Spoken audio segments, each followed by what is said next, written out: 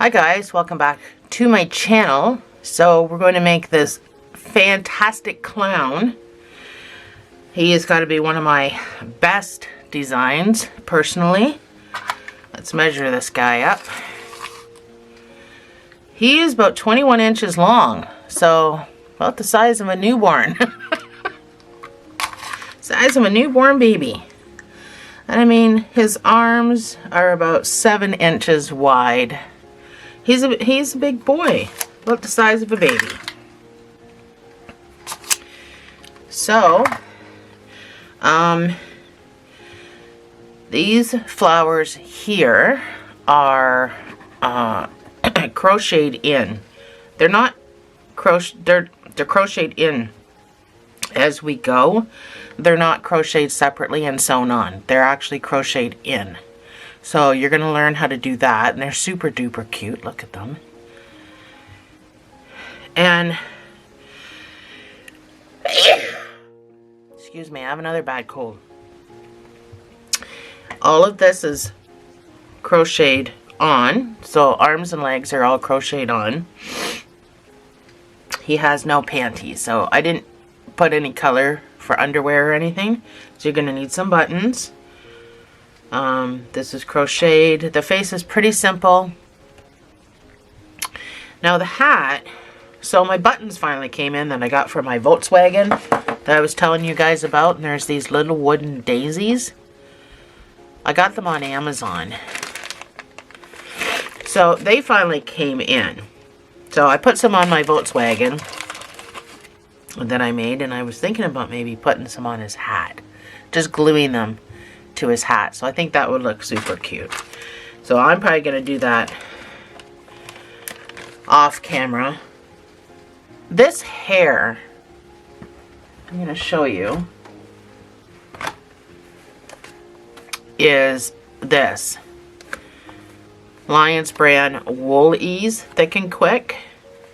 And the color is pumpkin. That's what I used for the hair. I didn't brush it. This is just the way it comes out of the roll. So that's what I used for the hair. So I'm probably going to use that again for the hair. The colors are probably going to be a little bit different for me, for my guy. But most of my yarn is Craft Smart. I tend not to use anything but Craft Smart. So let's jump right into this. So these are the arms and legs, and we're going to do those first. The colors I'm choosing to use for his socks and his shirt are going to be orange and blue, and they're going to be mixed and matched on like both his. So down here I've got two different colored socks, and then up here I've got the blue and the pink for his arm sleeves from his shirt, because his shirt I striped. I don't know if I'm going to do stripes this time around, but his socks are two different colors and his sleeves are two different colors. So I'm going to do the same thing here, but they're going to be orange and blue. And then I went with green for his mitts and his shoes. So that's what I'm going to be doing as far as my colors. And then this is just an off-white color. I don't have any of my tags for any of this. So, but you can pick your own colors. You don't need, they're all Craft Smart. Pretty sure every single one of them are Craft Smart because I don't generally use anything else. So we're going to build these first because this whole guy is built together.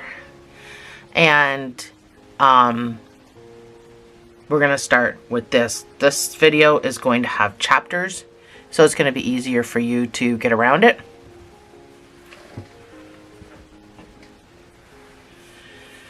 So starting with the foot, we're going to use a 4.5 millimeter hook. You're going to need a stitch marker because things are built in amigurumi.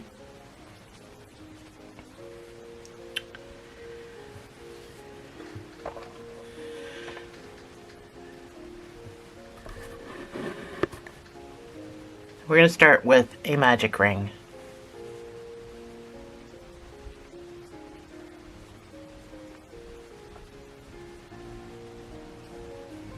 You're going to put 6 single crochets in here.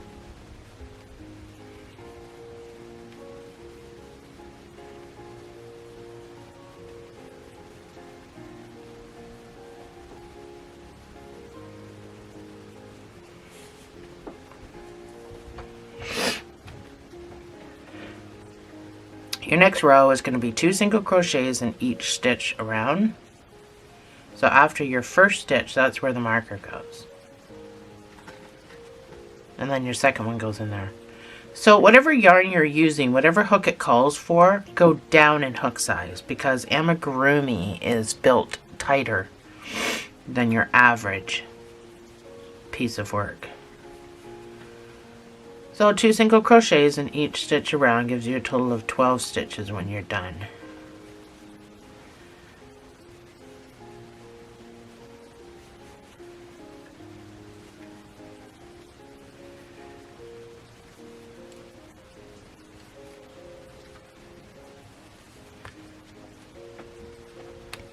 Your next round is going to be 1 single crochet and an increase. So that's my 1 single crochet, and that's where my marker goes. I'm going to weave in my tail. I've pulled my magic ring nice and tight. I'm going to weave him in, but you don't have to do this. My next stitch is going to get the increase of 2 single crochets in the same space. And repeat. 1 single crochet, 2 single crochets all the way around for a total of 18 stitches.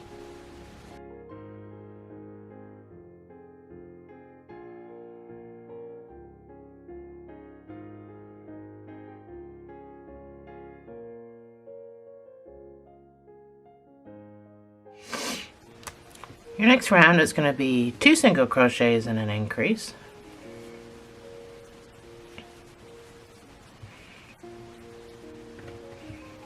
That's number 1. That's number 2. And then your increase of 2 single crochets in the same space. And repeat this all the way around for a total of 24 stitches.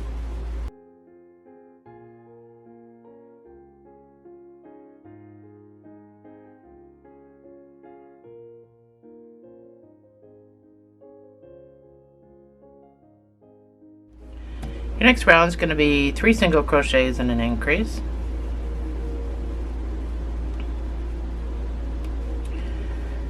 That's number 1. That's my 3 single crochets, and then your next stitch gets the increase, which is 2 single crochets in the same space. And repeat this all the way around for 30 stitches.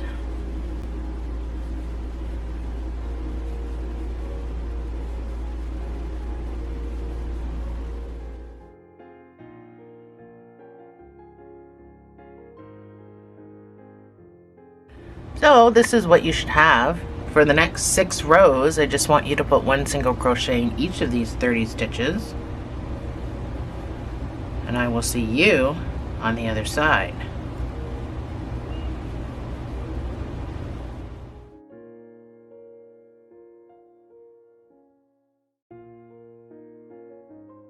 So this is what 6 rows looks like. We're going to decrease a little bit. So I want you to do a 3 single crochet decrease.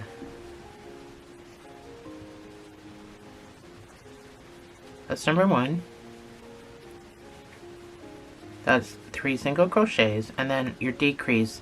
If you want to do the invisible ones, if you want to do a decrease normally, you go into the full stitch, pull up a loop, next stitch, pull up a loop, yarn over, pull through all of your loops. If you want to do an invisible one, you do the exact same thing, but you do it in the front loops.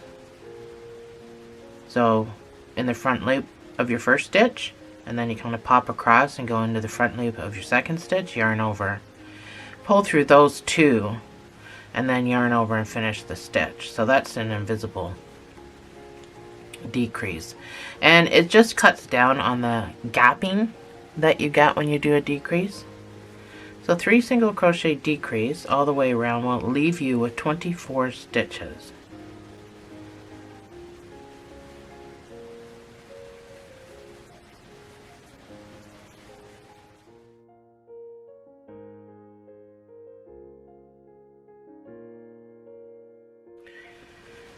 For the next 2 rows, you're just going to put 1 single crochet in each of these 24 stitches. And I will see you on the other side.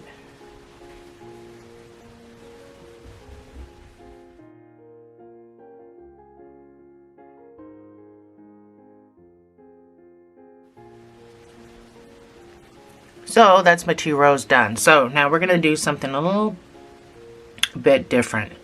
This is a shoe. Right, so this is his toe. We need this part to stay flat, but we need this part to kind of go, you know, down like a foot does, right? So we're going to decrease here, but we're not going to decrease here. So this is how we're going to hold it. So this is on the side. So this will be the top, and this is the bottom. So you're going to do 2 single crochet decrease 3 times. And then the rest is just going to be 1 single crochet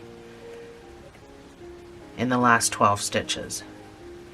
So we have 24 stitches currently, so we're decreasing half of this foot. That's number 1.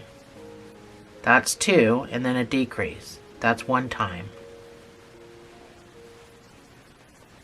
Do it again.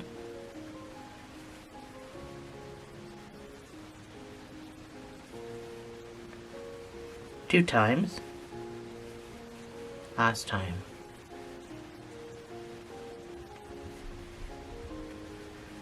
And then you should have 12 stitches back to your marker. And you're just going to put 1 in single crochet in each of those 12 stitches.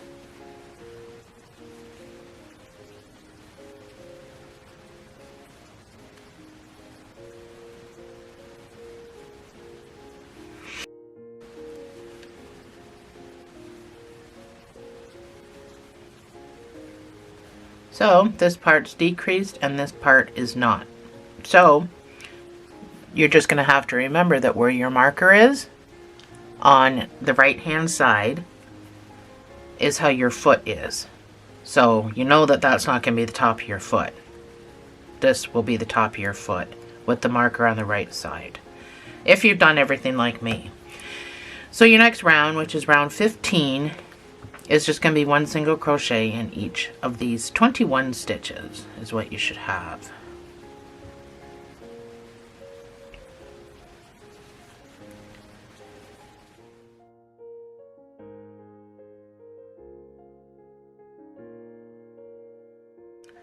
So we're going to do the same thing again. We're going to decrease, but only on the top. So this one's going to be a 1 single crochet decrease, so you're going to do it 4 times.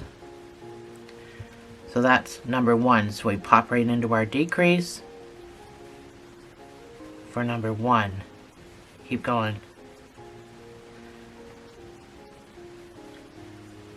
2.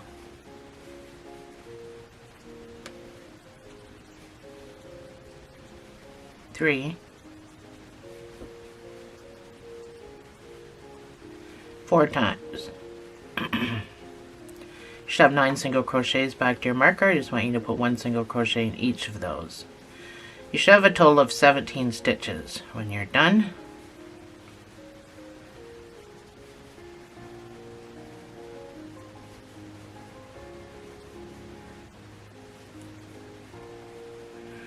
There we go.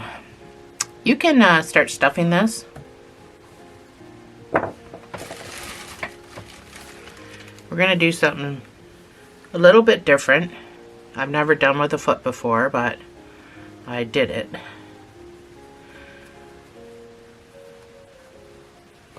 So this is a clown foot. This is an oversized, great big honkin' clown foot. So there was things that needed to be done to make it look that way.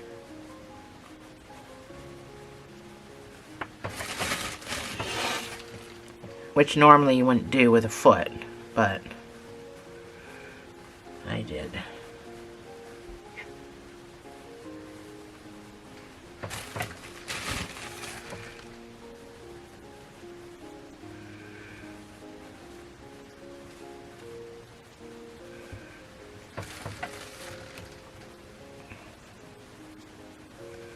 I just want to make sure I'm stuffing this part flat, right? So this comes down over like this. This part stays flat. I also have to make sure I'm not making it bigger than my other foot.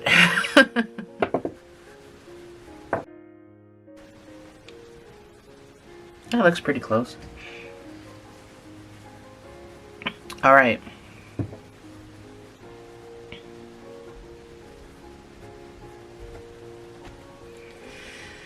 So we're going to do 1 single crochet. So we're going to put our marker in, and then we're going to make some chains. We're going to chain 8 from here.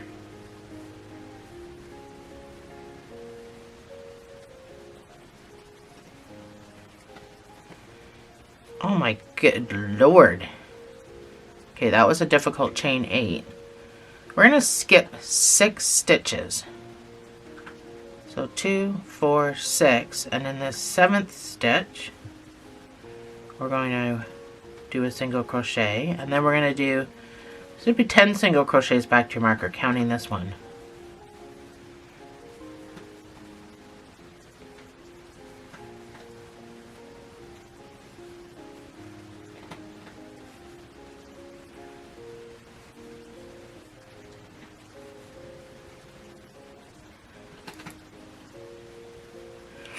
That's my 10. And now you're going, Tara, what the heck are you doing?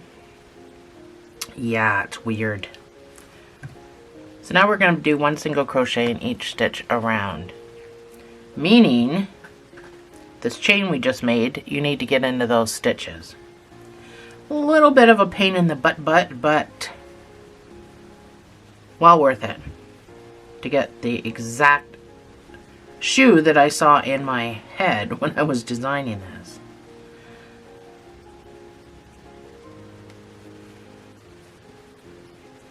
We are going to be getting into these on the other side, so just pick up this one loop in the stitch.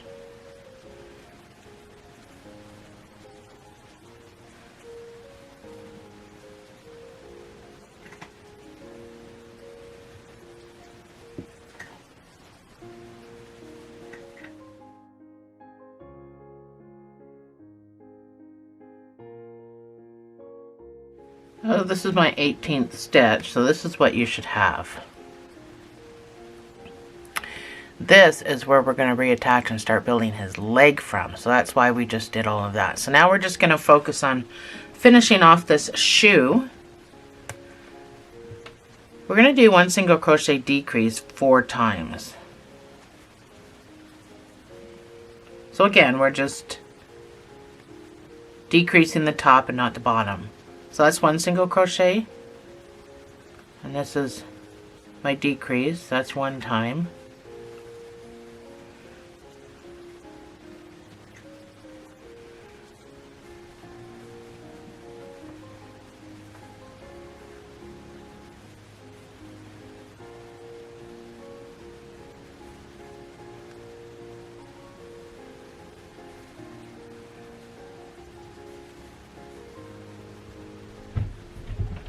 That's 4 times.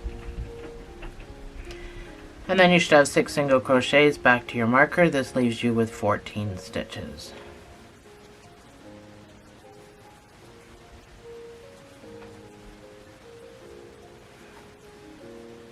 Well, I screwed up because I've got 7. Somewhere I did something wrong. No big deal. For the next 2 rows, I just want you to put 1 single crochet in each of these 14 stitches.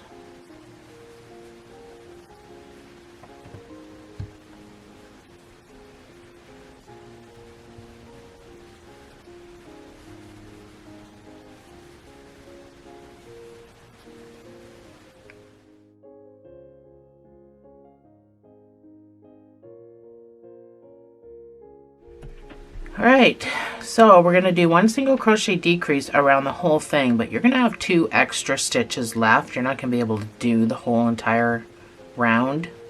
So just put 1 single crochet in those 2 extra stitches. Should leave you with 10 stitches. And then we'll fasten off.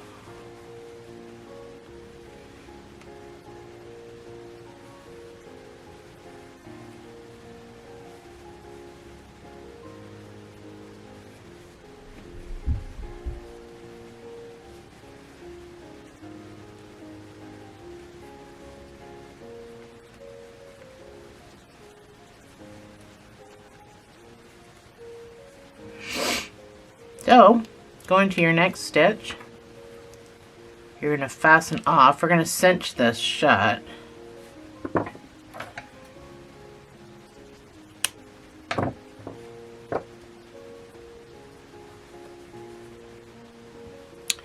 We need to stuff it.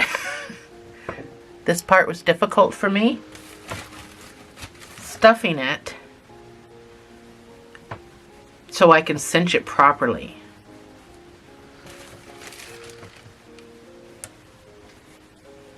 So it's not the easiest thing to do because of this hole.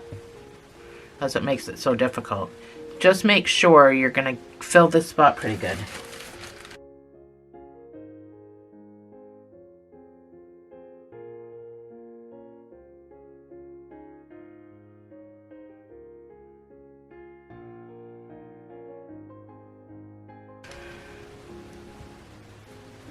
You can always... So I'm not sure where my camera shut off, but apparently my camera shut off. Now I have to look at the footage. Anyway, hopefully my camera was with me at least to the part where I'm like, did my crocheting. I did not hear the camera beep. Usually it beeps when it shuts off.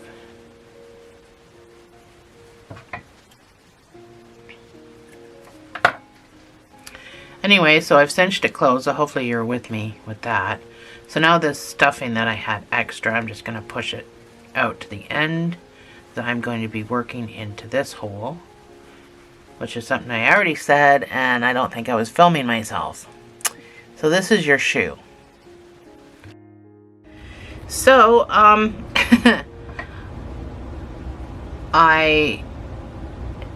we're going to reattach here with whatever sock color. My last sock was blue, so my other sock is going to be orange. So I'm reattaching with this orange.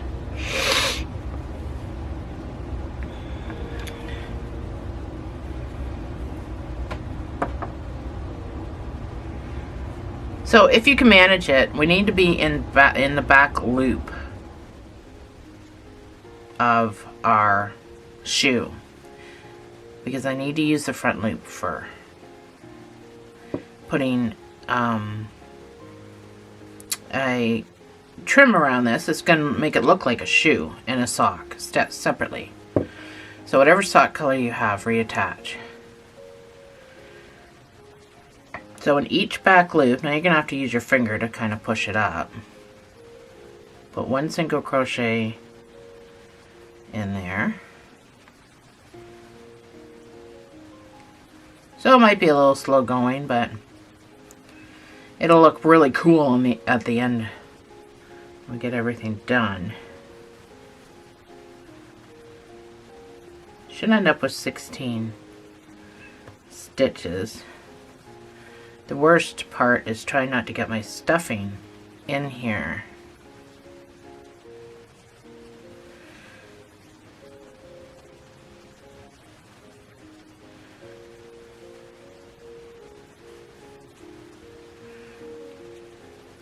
So these stitches are from our chain, so you're really not going to be able to get into any kind of back loop or anything, so just wherever you can stick your hook.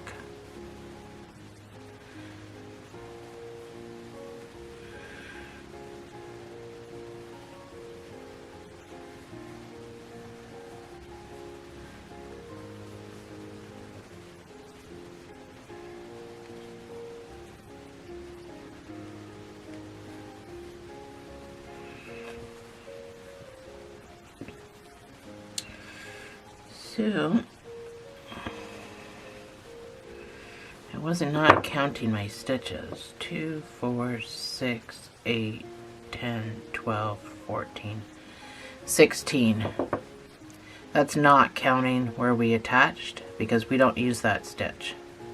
So this is where we attached, but we avoid that stitch like the plague and go into the first stitch that you made. So for the next 6 rows, you're just going to put 1 single crochet in each of these 16 stitches. And then we'll switch to the skin color because that'll be our sock.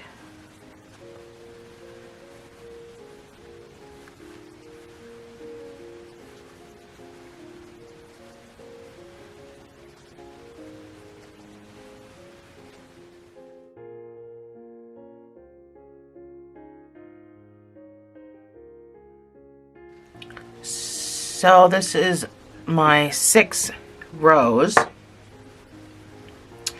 I'm going back to the skin color. So this last stitch, I'm going to kind of back out of this last stitch. I'm going to finish it. Let me get my skin color here. I'm going to finish my last stitch with my new color. Now I personally like to tie these two so I don't have to do any sort of weaving, because I feel that it thickens one side more than the other. So you can cut off your sock color.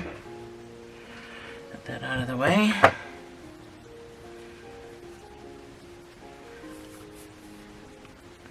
So before we start with our skin color, this can just get tucked away. I haven't stuffed anything yet.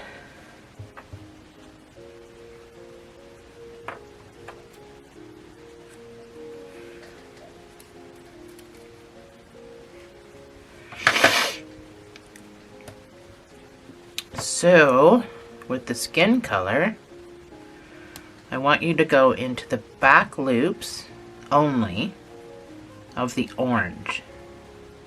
And you're going to do 1 single crochet all the way around, but in the back loops, because I need the front loops for something. We need the front loops for something. You don't really need a marker because you got a color change here, but 1 single crochet in the back loops all the way around for 16 stitches.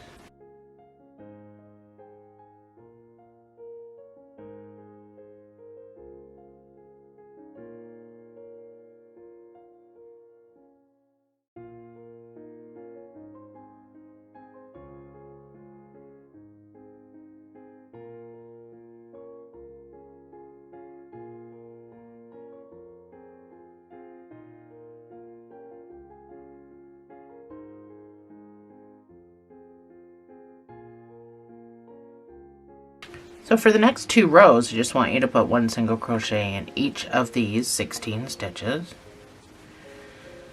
So far, easy peasy. I'm going to stuff mine though because I'm having a hard time holding it. And generally when you stuff it, you struggle to hold it, but in this instance, so when you're stuffing this part of your foot is going to turn. And that's just naturally what's going to happen to it. And that's the way it's supposed to be. That's the way I saw the foot when I designed it, and that's the way it's supposed to be. So don't try to overstuff to compensate for this little turn, because it's just going to do that because that's the way it was designed. So just watch how much stuffing that you use, because you don't want it popping out here, right? I want to see it. I can see mine a little bit, but I'm putting a border around here, which is why I needed these front loops. I'm putting this around to make it look like a shoe. And then around the top, the reason I needed the front loops, and I made you go into the back loops just now, is because I'm putting a sock border around it. So that looks like a shoe, and that looks like a sock. And that's why I did that. So for the next 2 rows, I just want you to put 1 single crochet in each of these 16 stitches.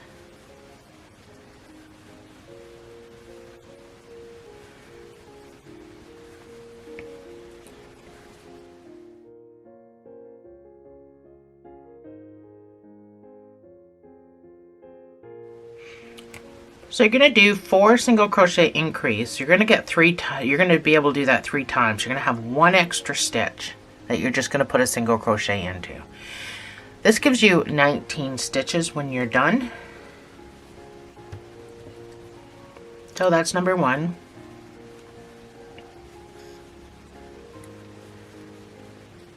This is 4 single crochets. So your next stitch gets the increase of 2 single crochets in the same space. And repeat.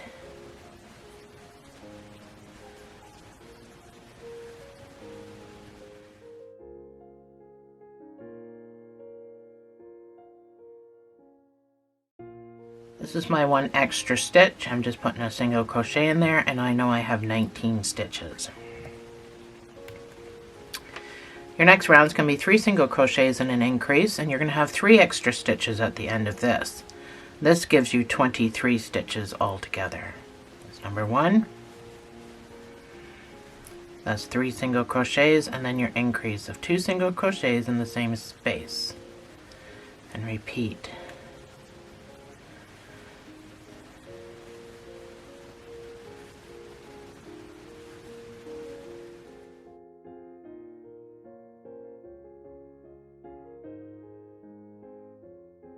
And I have 3 extra stitches left, and I'm just going to put 1 single crochet in each of those.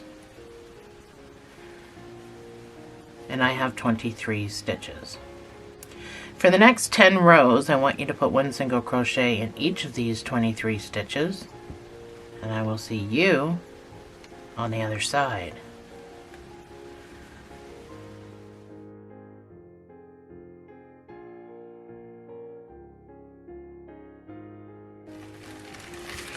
So this is what my 10 rows is.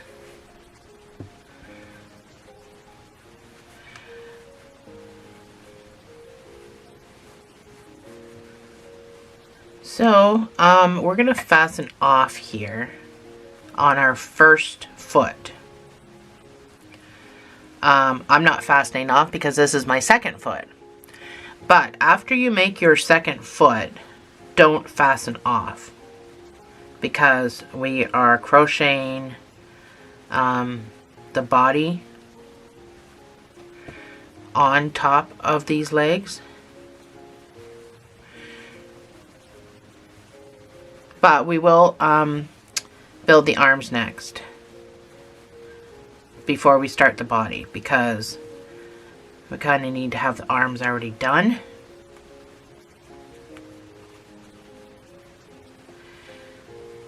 So this is how it should be stuffed. Like he's got a great big honking calf muscle. My other one is stuffed. So I'm not going to fasten off, but we're not done this guy yet, so don't go anywhere. But I'm just letting you know the reason I'm not fastening off is because this is my second leg. So I'm just going to put a stitch marker on my loop to protect it. But we're going to do our stuff around here before we start building our arm.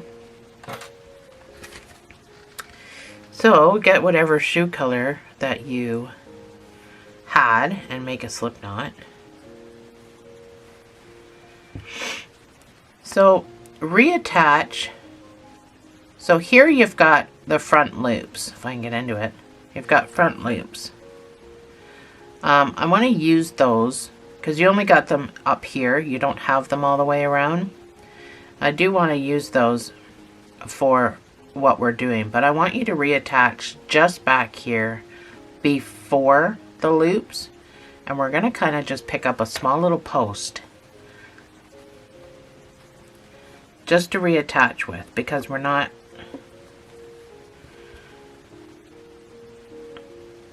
pull up on this. We're not using this as just a reattach stitch. We're actually going to twist it, and then we're going to finish the stitch. So we're going to do a twisted single crochet all the way around. So now that we're attached with our twisted single crochet, you can go into these loops. I know it's going to be hard to see. So first of all, I should explain, this loop needs to be big before we do this. So go back into this. That one's tight. They won't all be tight. This one's tight though. I'm not sure why. So pull up. You want these 2 big long loops. Then you're going to twist it, yarn over, and finish the stitch. Pull up on this loop, make this loop big, go into your next front loop, twist, and finish the stitch. Oh, I'm stuck on something. Pull up on this loop. So this is a twisted single crochet.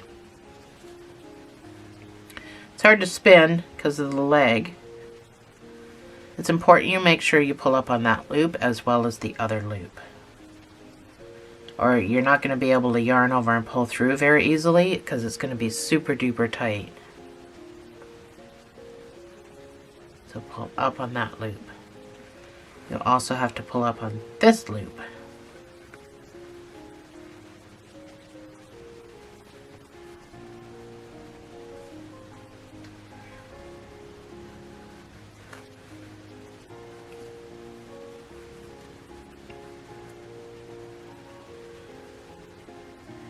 So we're running out of front loops, and then we're just going to start picking up whatever we can get our hook into, which is generally just posts.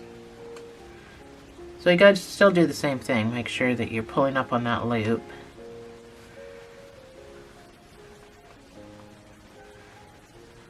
So you won't notice that we've just changed our style. I forgot to pull up on my loop.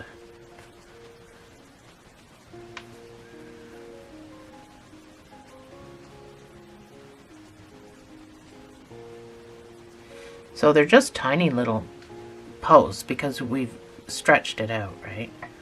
I keep forgetting to pull up on my loop.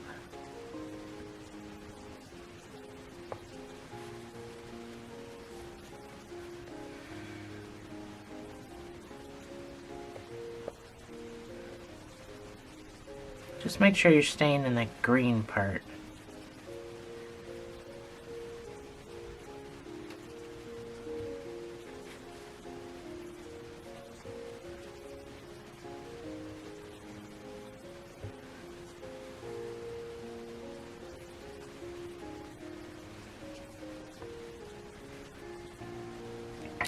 The sock will be easier to do this with because we have front loops all the way around.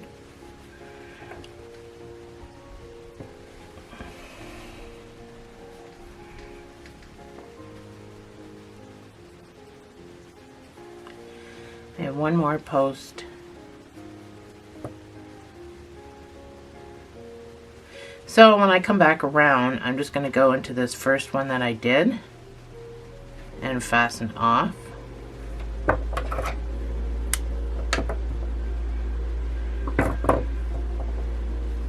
So I tie these two together just for safety reasons in a tight double knot. You'll never see that knot, so don't worry about the knot being visible because it will not be. It will not be.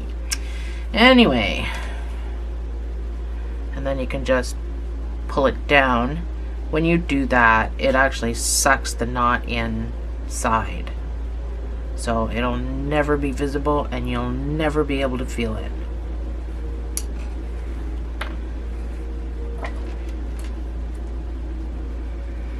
So we do the same thing with the orange, or whatever your sock color, sorry, not orange. So that's what it looks like. So it actually looks like it's a shoe now. Do the same thing, but all around the top is front loops. There is a jog here. I'll show you how to deal with that. So I'm going to get my orange because that's my sock color, and I'm going to make another slip knot. I'm going to reattach at this jog. So go into your front loop.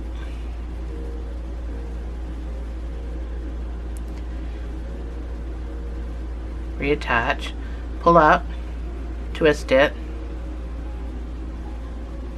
and pull through. Pull up on this loop, Go into the next front loop. So you're just going to do the same thing all the way around.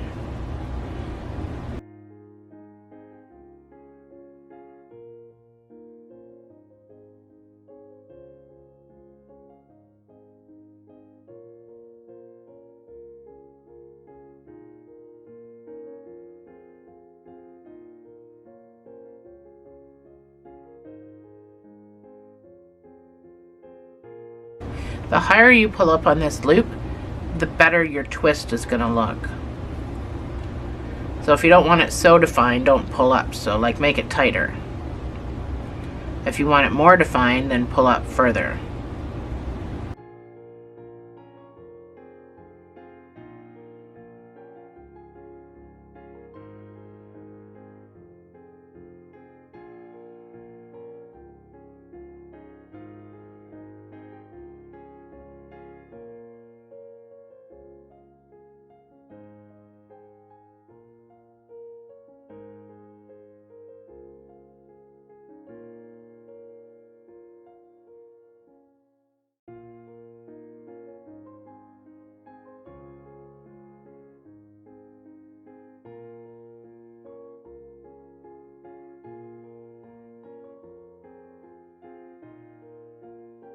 Sorry, my camera shut off.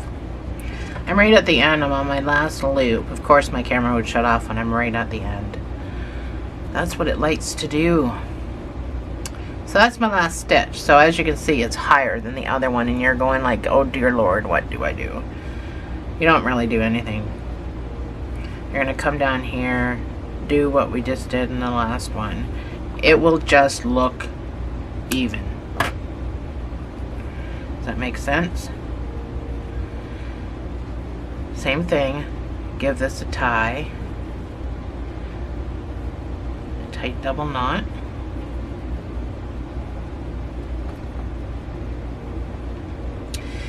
The only difference is with this, what we do with our orange piece.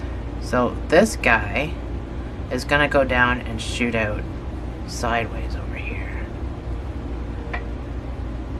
This guy is going to shoot out up here to make this look even. That's what's going to happen.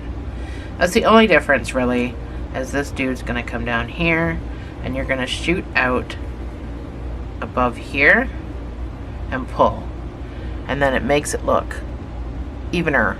Evener? That's the word of the day.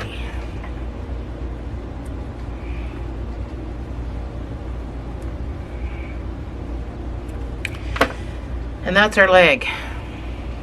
So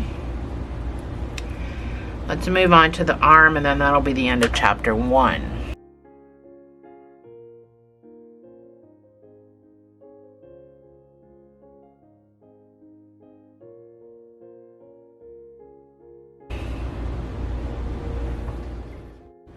So let's get this arm done. First we need to start by making a thumb. So this thumb is made separately and then crocheted into the mitt. So start with a magic ring.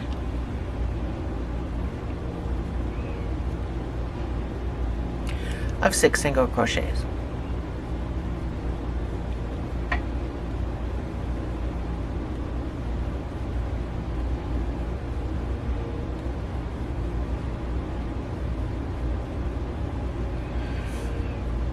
And I need another stitch marker because mine is in the leg. 2 in my leg.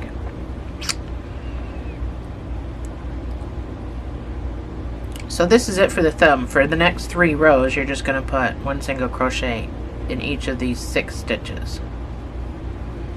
So, I mean, technically you don't really need a stitch marker. You can just count to 18, but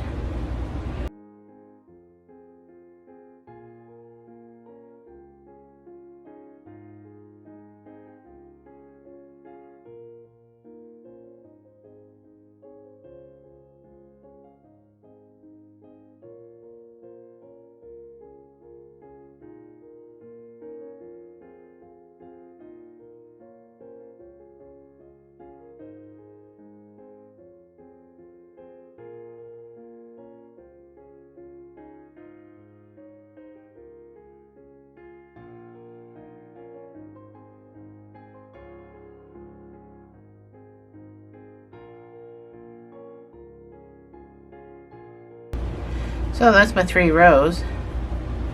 That's what it looks like. So I'm just gonna stick my straggler in there. You can put a little bit of stuffing in this, but not until after we crochet it to the doll, just because it's easier. Well, I mean, I guess you can do whatever you want. It's your little thumb, but that is it. So you can go into your next stitch and fasten off. So you just need a sewing tail just to sew it to the hand when we build the hand. So, like I said, you can stick some in here. It's such a tiny little amount. There's really no point doing it. And it may impede doing your stitches around when you crochet it on. I'm not stuffing mine, so I'm just saying. But it's completely up to you. So, let's move on to the hand. You can start with a magic ring of 6 single crochets.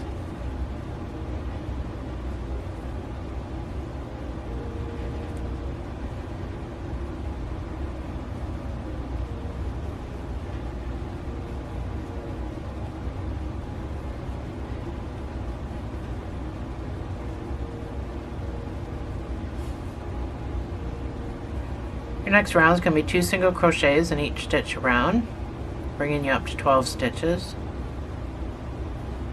But after your first stitch, that's where the marker goes.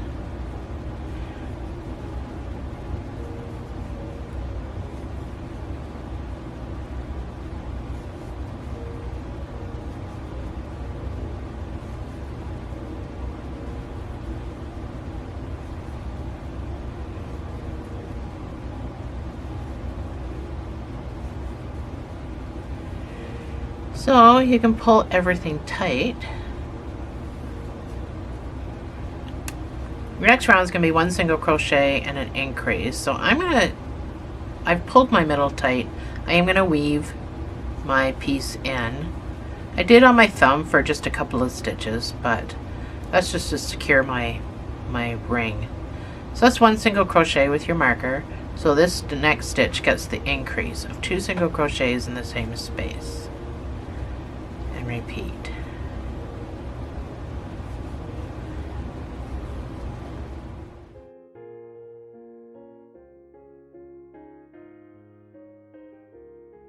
For the next 5 rows, I just want you to put 1 single crochet in each of these 18 stitches, and then we'll get the thumb sewn on. So I will see you on the other side.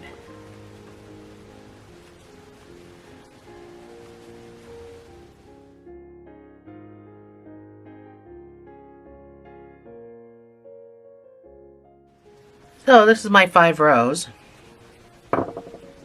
So when I sew stuff on, I like to sew it on in the same spot every single time. Doesn't matter what video I'm doing, doesn't matter what I'm making. I always like to start right after the stitch marker. So get your thumb on your needle.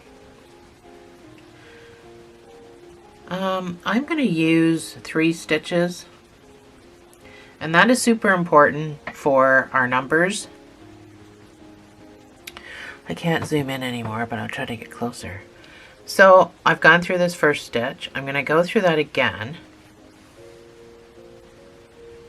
I'm going to go through the second stitch on the thumb and go through the second stitch on the hand. This is my 3rd stitch on my thumb and my 3rd stitch on my hand. And then I'm just going to kind of double back, pulling tight, making sure it's secure. I'm going to make a knot, so I'm going to pull through and go through the loop. Give it a little bit of a wiggle, and that is it. People seem to think it's so hard to make hands like this, but it's actually not. So there, your thumb's on. Now we just need to crochet around it. So you're going to do 1 single crochet in each stitch around, and if you just sewed your thumb on the way I did, you're going to have the same amount of numbers I have. So that's what it looks like on the other side. So this is your stitch marker spot. And then you instantly go in to your first stitch, but it's also one of the spots we use to start sewing with. But you can go into that. It cuts down on the gapping. So you definitely will not have any holes if you use it. But if you were to come over here, you might have a little bit of a hole. And then just go stitch for stitch.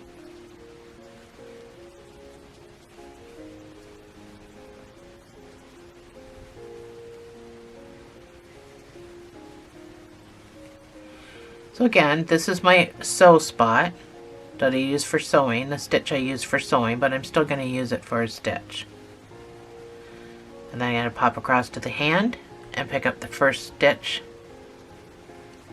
which is probably another shared spot that I sewed with. But I have no holes between my thumb and my hand, and that's why I do that. So let me see, 1, 2, 3, 4, 5, 6, 7 stitches so far.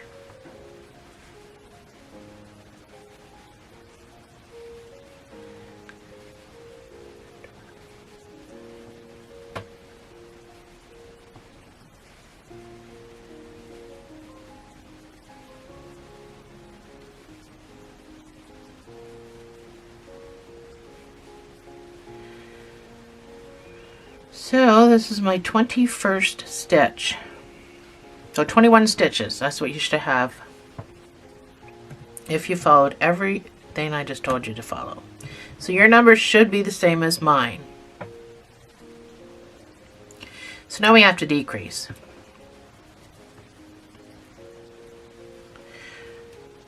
You're going to do a 2 single crochet decrease.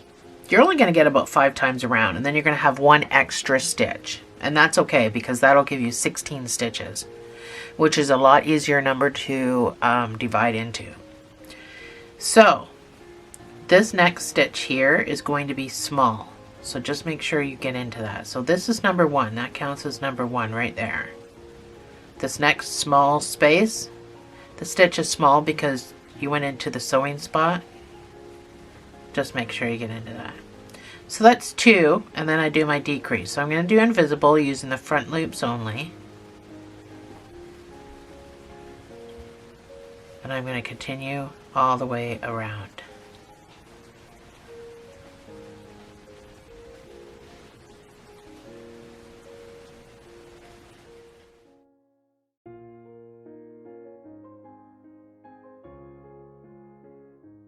So I'm done. I can't do any more. I have 1 stitch left. You should have 16 stitches. For the next 2 rows, you're just going to put 1 single crochet in each of those 16 stitches. And I will see you on the other side.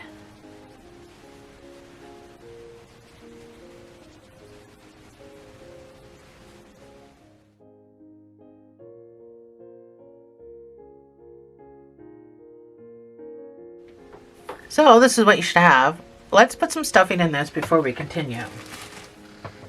And this is where I said you could probably shove some down into your thumb. It's a lot easier to do it this way than the other way, but not much, because your thumb will stick out if you do too much. So I'm just going to take some of this. And I'll hold my thumb down while I pack it. That way I know that a whole lot's not going to be shoved in there.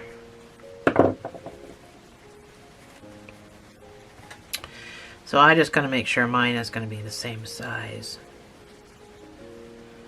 I don't want 2 different size hands. So you'll have to do that too when you're making your second one. You'll have to just kind of compare when you're stuffing it, how you're stuffing it.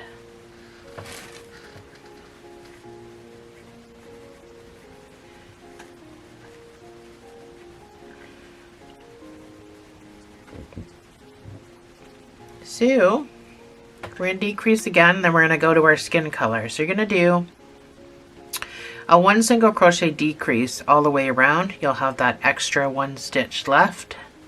put a single crochet in it, and then we'll change to our skin color in that last stitch. Oh, that's one single crochet, so I have to go into my decrease.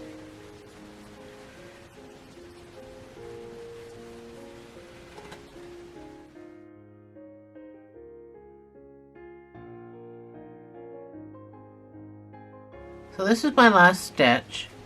So I'm not going to finish it with my green. I'm going to finish it with my skin color.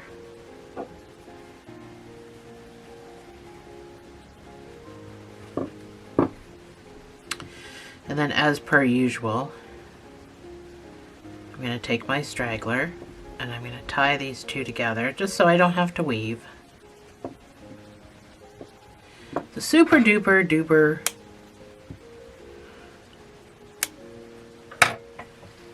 tight knot, so it's so small that you won't even feel it with all the stuffing that's going to happen. So we're going to do back loops again because I want to put that around the top. So I'm going to need the front loop. So in the back loops, you're going to do a 2 single crochet increase. You're going to do that 3 times around. You're going to have a couple of stitches left.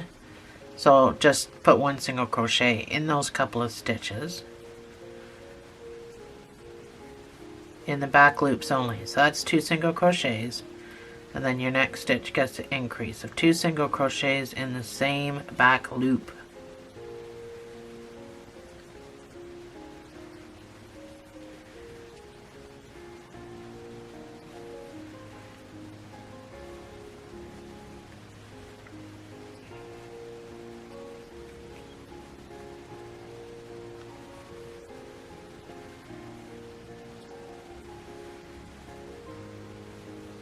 So I have 2 stitches left. I'm just going to put 1 single crochet in each of those back loops, and I have 14 stitches. For the next 16 rows, and you're going to go into the whole stitch this time. For the next 16 rows, you're going to put 1 single crochet in each of these 14 stitches, and then we'll switch to the shirt color. So I will see you on the other side. Stuff as you go.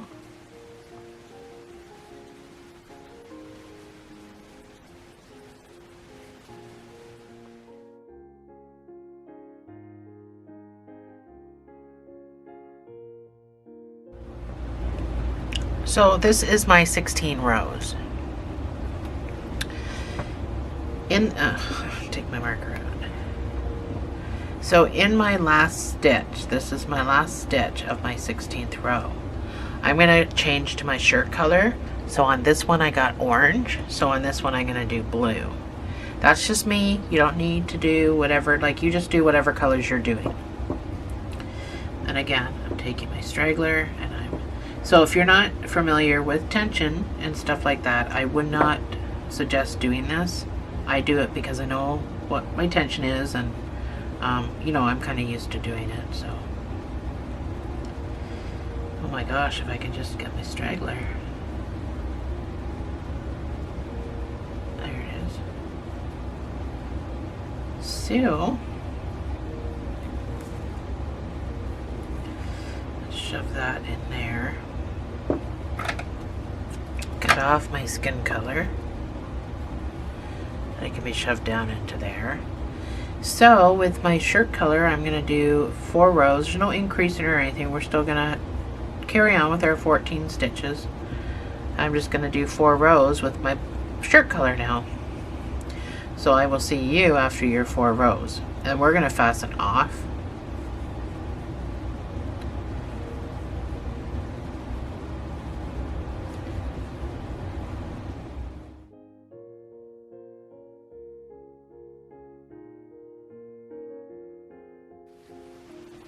So that's my 4 rows all done. I'm going to go into the next stitch and fasten off. So you don't need a great big long sewing tail. We're just going to sew this to the body of the clown when we get there, just like we did with the thumb to the hand. So you just need a short little tail to do that with.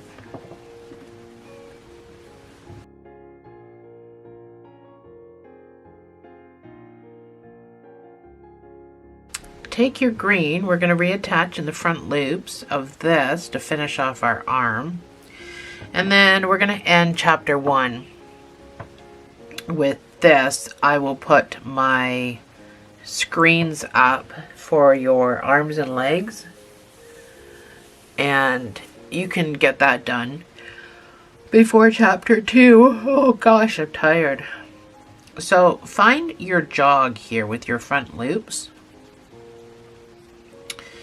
and go into the bottom one, so the lowest one, and reattach with a twisted. So you're going to twist right off the bat, just like we did with the other ones. And make sure you're going to pull up on this loop, and we do the same thing that we did with the leg.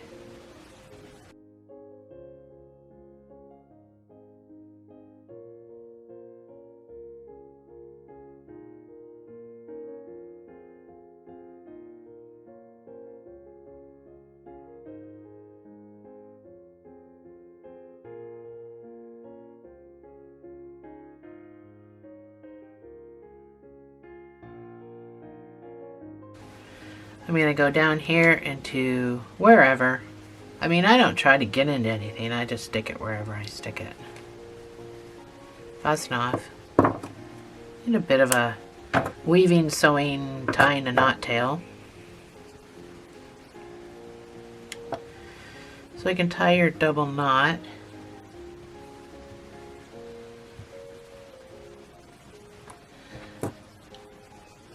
One goes up, one goes down. So I'm going to go down with this guy, pull out somewhere,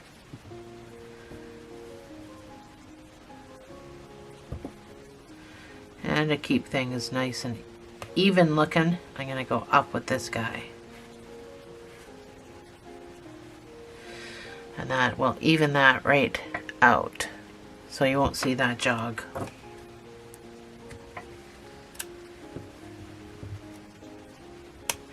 And that is our arm. So just make sure that when you do your other, like your second piece, that you are stuffing it the same as your other piece. Does that make sense?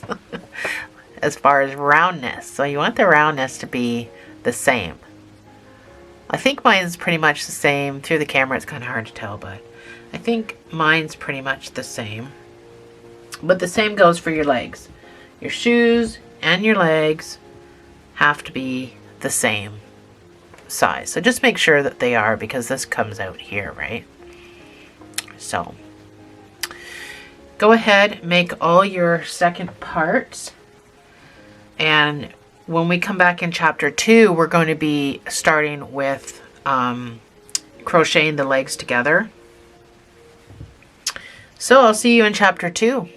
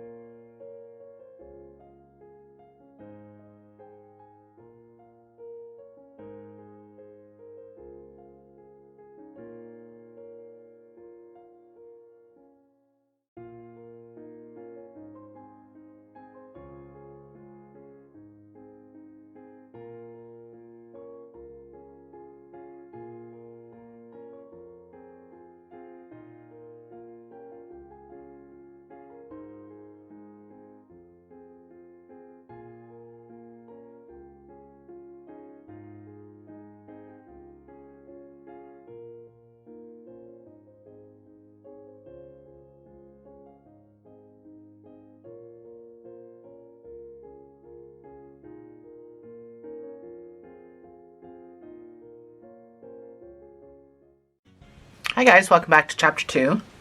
So, we are going to take our legs and we are going to sew them together. So I'm still attached to mine, as you should still be attached to your second leg. And my first leg, this is where I fastened off. So it's going to go on this side because I can just easily sew the two together.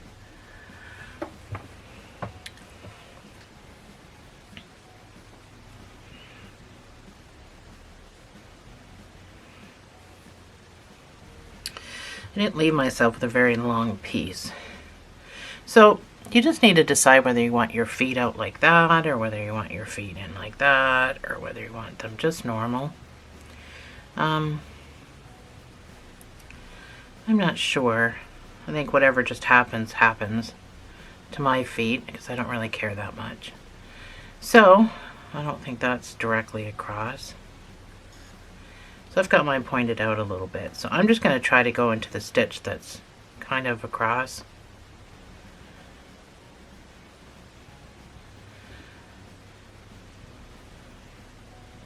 I'm not sure how many stitches I used to sew this together.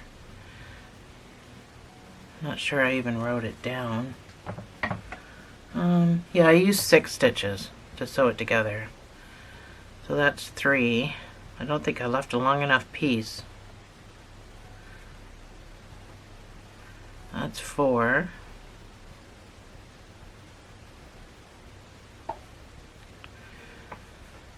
That's 5. And then my 6th stitch is actually going to be in my marker spot.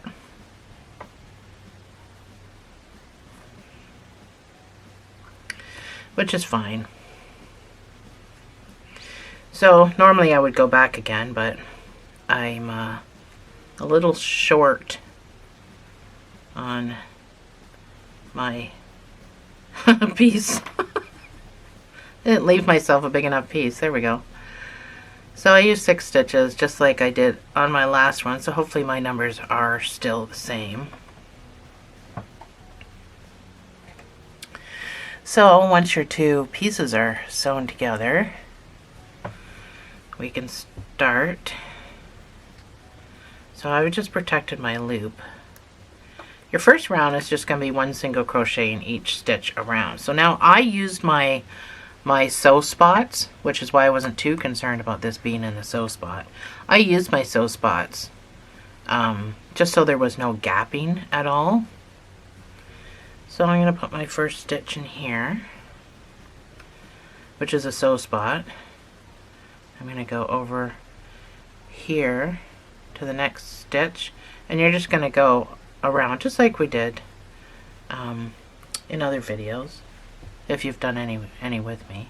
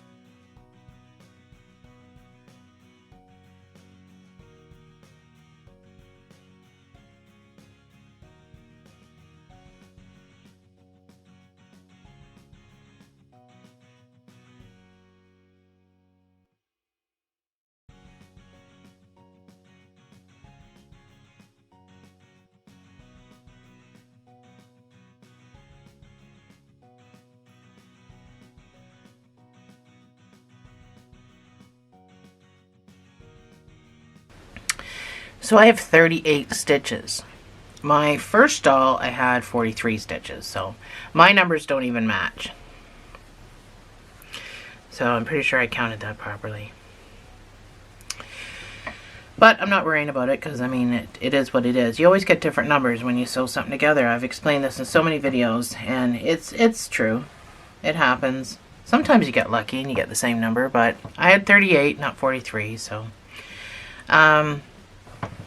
So So I want to do an increase, but I want to do a slow increase a little bit because he's not really a fat guy. He's just a guy. So I did a 5 single crochet increase in this round.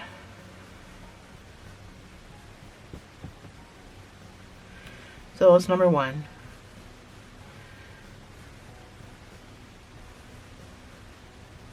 That's 5 single crochets and then an increase of 2 single crochets in the same space. So if you come all the way around with your 5 increase and you realize that you have extra stitches, just put a single crochet in them. I don't know what you have. I don't know where you sewed, so I don't know what your counts are. And mine are not like the counts I had in my last one, so I don't even know what I'm going to have. I'll let you know at the end of this. So just continue.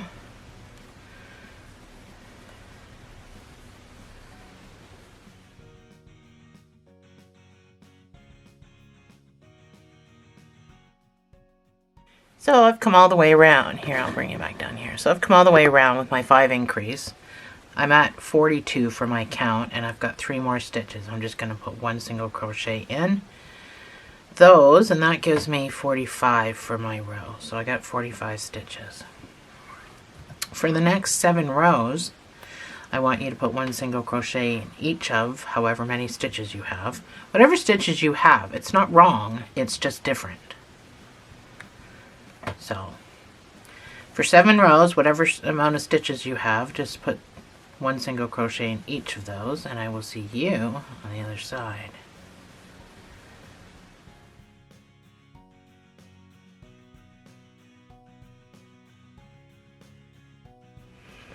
So this is what you should have at this point.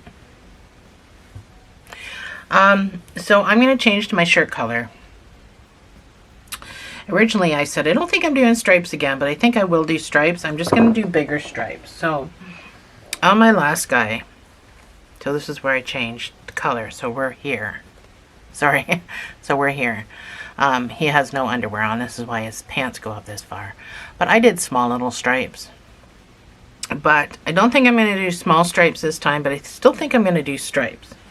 Because the whole point of doing 2 different colors for my socks was because I was going to do a striped shirt. So I think I'm still going to do the stripes. So in this last stitch, I'm going to kind of come out of it. I'm going to finish it with, I don't know, I'll start with blue. I'm going to finish it with my shirt color. So you don't need to do stripes. I'm certainly not going to tell you when I'm doing a color change. I'm just going to do the color change. So, because you don't need to do the stripes. If you want to do the stripes, you'll see me do the color change. So you can decide what you want to do when you want to do it. So I'm going to cut my white off and make this tail a little shorter. So for the next 3 rows, we're just going to do 1 single crochet in each stitch, and then after the 3 rows we're going to start decreasing. So for the next 3 rows, and you can do anything you want with your shirt color, it's completely up to you. 1 single crochet in each stitch.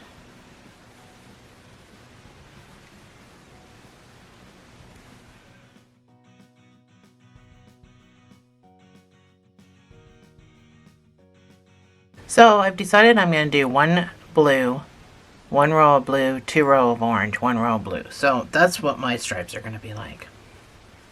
I just leave my colors hanging. I don't really do anything with them. So we're going to start decreasing now. So I want you to do a 7 single crochet decrease, and then whatever extra stitches that you have at the end, just put 1 single crochet in them. That's number 1.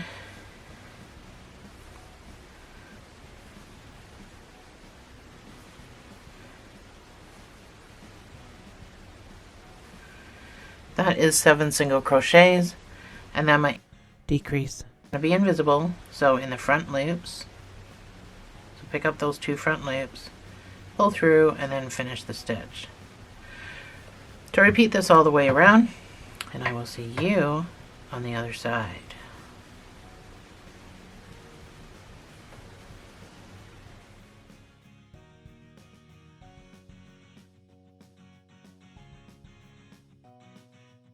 So mine worked out evenly, and now I have 40 stitches. So your next round, I gotta switch to orange. So in your next round, you're just going to do 1 single crochet in each of those. Well, mine's 40, whatever number you have. I'm just going to say the numbers I have, but if your numbers don't match, it's perfectly fine. It's still going to look like a clown. So I'm just going to say my numbers. So I just want you to do 1 single crochet in each of these 40 stitches, and I will see you on the other side.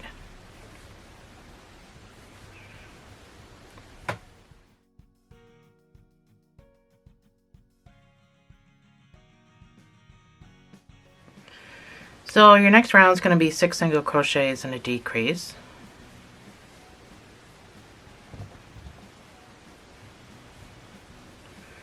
It's number 1.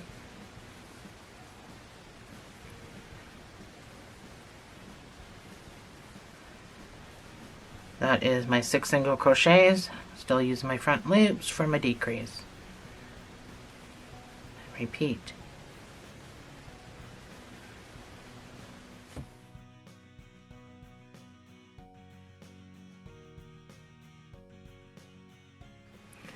So your next round is going to be 5 single crochets and a decrease. I gotta switch to blue. And this will bring you down to 30 stitches.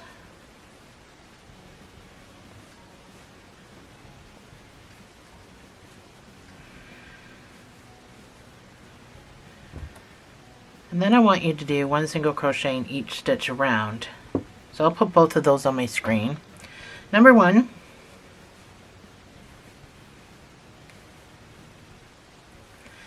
That's 5 single crochets and then your decrease. All the way around, followed by 1 single crochet in each stitch.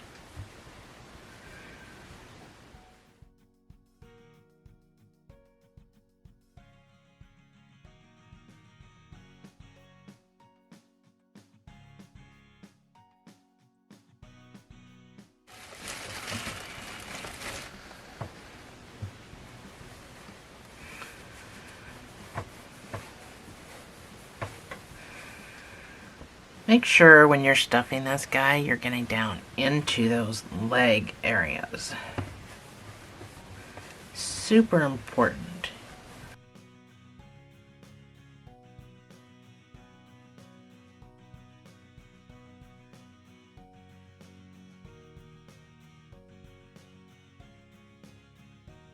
So,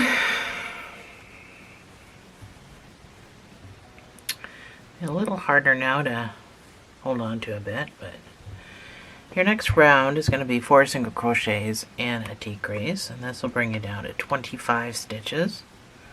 And then I want you to do 1 single crochet in each of those 25 stitches.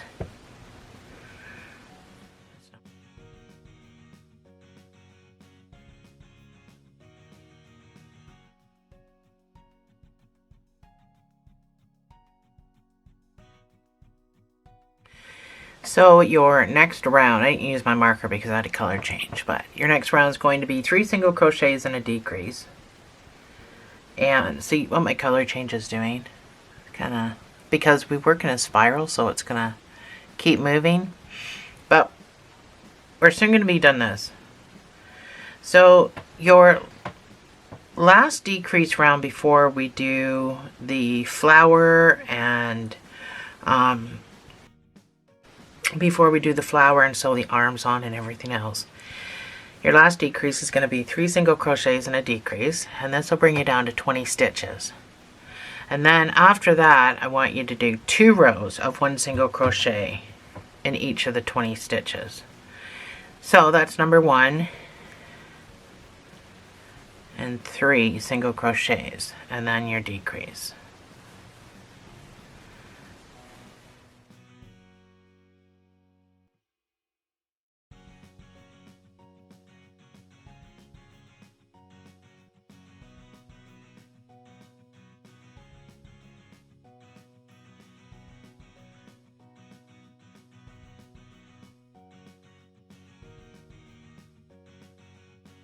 So, for this next round, we're going to be adding a flower into our crochet. So you're going to need some green. That'll be for the leaves. And then whatever flower color that you want. We're doing 2 flowers. So the first flower I did is, of course, on his shirt. If you don't want to do this flower, you can just do a row of 1 single crochet in each stitch. The second flower is on his overalls. So that's the second flower. This is the flower we're going to be doing currently. So we're right at the top or right near the head. If you don't want to do this, just do 1 round, 1 single crochet in each round. So I think, if I can reach, use scrap yarn for this, which is a bonus. So I think I'm going to do yellow because it's kind of clashy with the colors I got going on, and he is a clown, so we're gonna make him clash. So before we get to our actual flower colors, first we need to kind of come around this area. So I don't know where your marker is or anything because we sewed legs on, and I don't know how many numbers you have, and I don't know where you are, and I get just a lot of stuff I don't know. So I'm just going to say crochet around to where you want to start your flower. That is probably the easiest way to do it. Initially I had written down 13 stitches, so oops.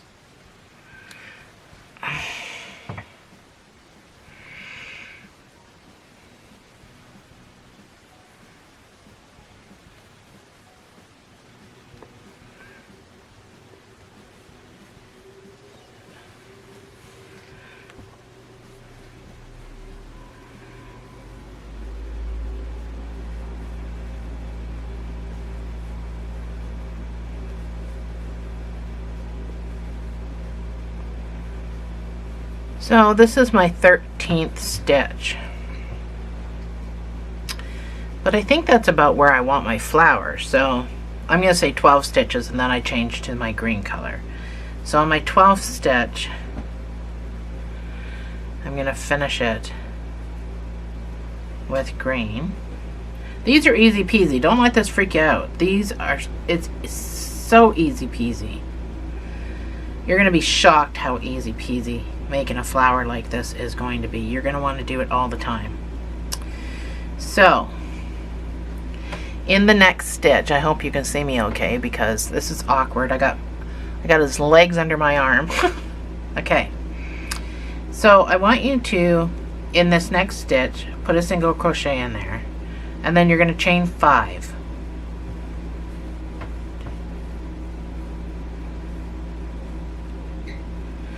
You're going to go back down into the same stitch and do a single crochet. And then you're going to chain 7.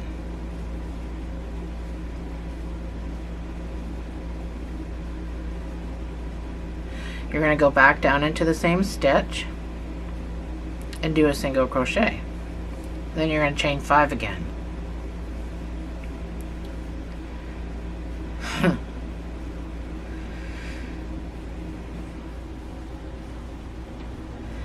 You're going to go down into the same stitch, but instead of finishing it with the green, you're going to finish it with whatever color you are on. If you're doing stripes like me, I'm going to finish it with my blue because I'm going back to blue. So I'm just going to kind of weave this green in for a bit, and then just 1 single crochet back around to your marker. So that's the first part of the flower.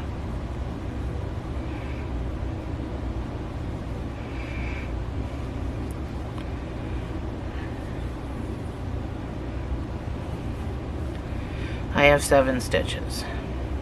Back to my marker. I've got to change to orange here. So I'm going to cut off my green because I don't need that anymore.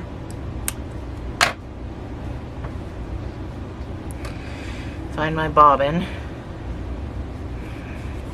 and get my green out of here. gonna save that for later because we're gonna do the other flower. I'm gonna get my yellow ready. So this next round,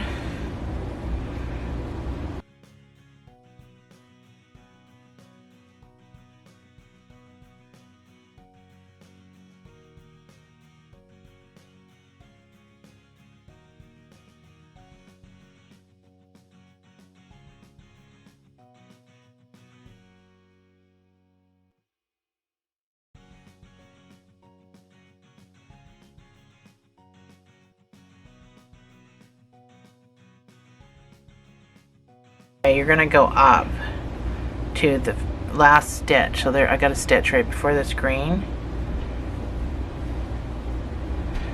In this instant, all you're going to do is chain one, and you're going to completely go right behind all of that and go into the next stitch.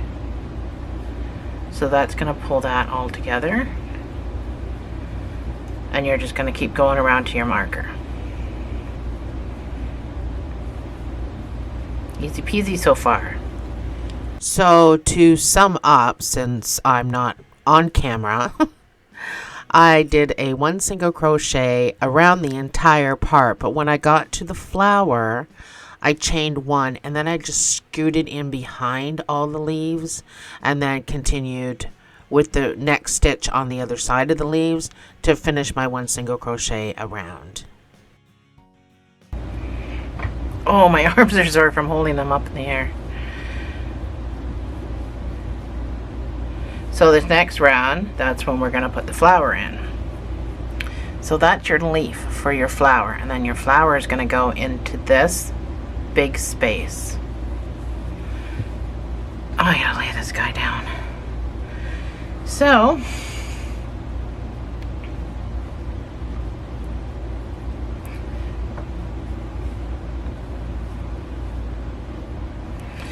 do 1 single crochet in each stitch around again to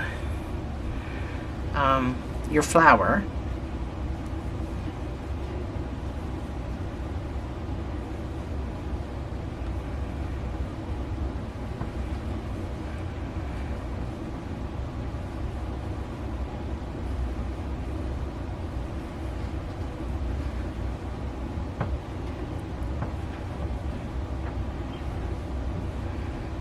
So for me it's 12 stitches. So on this last stitch, that's when I'm going to change to my flower color,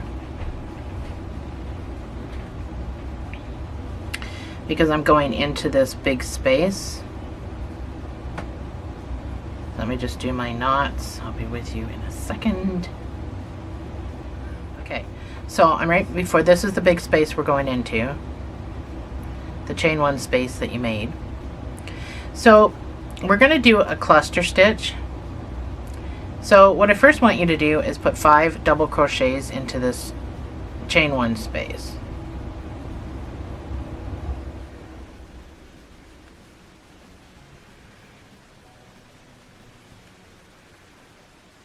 It's going to fill it pretty good. Oops. So that's my 5. This is worsted, so it's filling the hole nicely. Now I want you to pull up this loop. I want you to come over here into the first, I wish I could zoom. I'll zoom up in more with my editing. So I'm going to come back into this first loop with my hook. I'm going to put this loop on that I just did. You got me so far? I'm going to yarn over and I'm going to pull through like this. So I got my finger in there just to help it along. So now I need to go back to my shirt color. So at this instant, I'm supposed to chain 1 and go back to my shirt color. However, I'll find my orange. However, I'm going to chain 1, because you're not going to see this part, but I'm going to chain 1 with my shirt color. And then I'm going to come down here and start my single crochets again. So you will see bit of that yellow right there. Oh, sorry, right there. But once it's all built and everything's pulled down and nice and tight, you will absolutely not see that. So just finish your shirt, and that's your flower. I'm going to show you here what it looks like. I got to do my color change.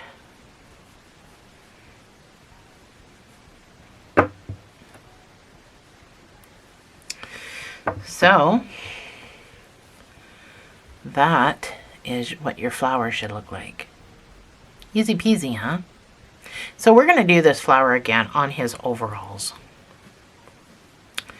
And I'm going to cut my yellow off with a little bit of a tail. I do want to tie these two. It's also going to pull that yellow nice and close. Everything's going to be great.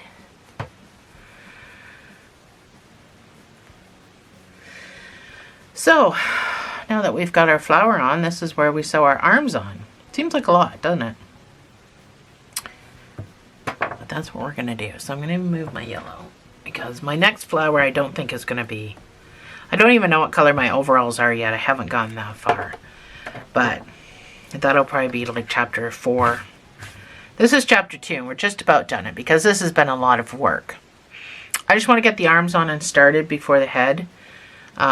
And then we're probably going to be ending this. So get your arms. So I've got, let me zoom out. I've got 2 different colored socks, 2 different colored sleeves for my shirt, and I'm going to switch them. So my orange sleeve will be on the blue sock side and vice versa. So that's what I'm going to do. Now, when you sew your arms on, make sure your thumbs are sticking out, either like this or like this, but just make sure they're not back like this. That's all I'm saying. Okay. I think this might be okay where it is. If you have to move your marker, don't be too upset about it. It's not going to be a huge, great big deal. I do, however, want you to finish kind of stuffing this part, because it's going to be easier to figure out where you want your arms if this is fully stuffed. So that's what I suggest currently.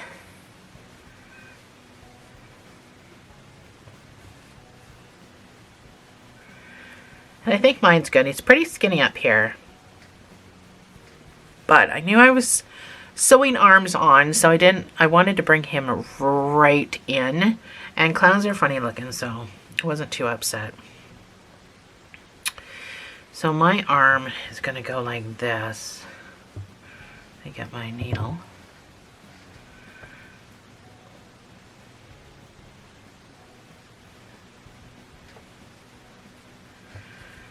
I always screw my arms up. I always do.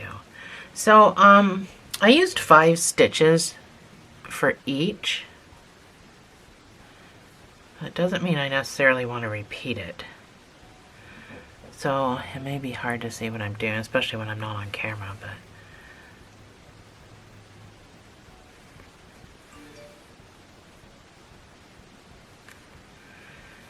I think for this one I'm going to use 4. That's my 4th stitch right there. I think I'm going to use 4 for this one. So I'm just going to kind of come back on myself to make my knot. Go through the loop. Give it a wiggle. So I'll just stick that down there. So my hands are kind of like that. Sew my other one on.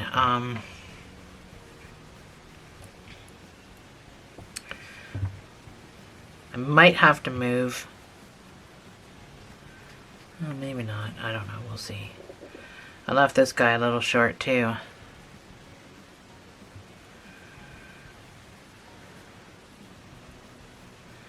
Yeah, I'm going to have to move my marker. I'm going to have to move my tail, and I have to move my marker. Which is fine, because I was kind of meandering with my color changes anyway, so that's fine. going to be the same amount of stitches. You're not going to lose stitches by moving your marker. So I do want to weave in my orange when I move because I've got to start and stop in the same place with my colors. So my original marker spot was here, and I meandered that far with the spiral, but that's what happens, right? So I'm pretty sure I just got to move over a couple of stitches. I'm just going to use the back loops to do it. I don't want to really screw my stitches up too badly because I have to get into them. So I just moved a couple of stitches using the back loops. So again, I used 4 stitches for my other guy. I'm gonna attempt to use 4 stitches for this guy if I can get him in the right spot to use my 4 stitches. I know you probably can't see me very well. I don't even know what. Oh no, you can't see me. That's okay. You know what you're doing. We've already done this. Sewed our legs on, so I'm using 4 stitches. That's currently really all you need to know. I'm also probably not getting it even, which means it's going to look like my head is turned, which I like to have my heads turned anyway with just about everything I make. So I'm going to go through the loop and I'm going to make my knot and tuck everything on the inside. I think my hands are right, but my arms are probably not currently in the right position, but they never are, so I'm not overly surprised. I'm going to change my camera battery and then I'll come right back. Our next round is just 1 single crochet in each stitch. So then we'll talk about our numbers at that point because they always change once you sew something on. So we'll see where we're at.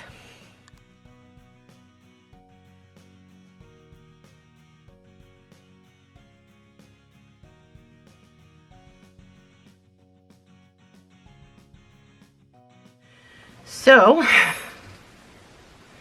we're going to do 1 single crochet in each stitch around.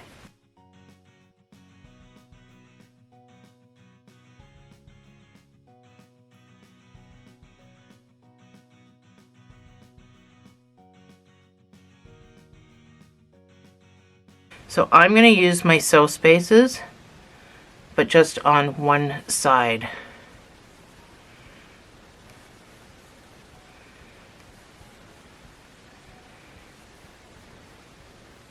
So I didn't use my sew space in here, I used it on my arm.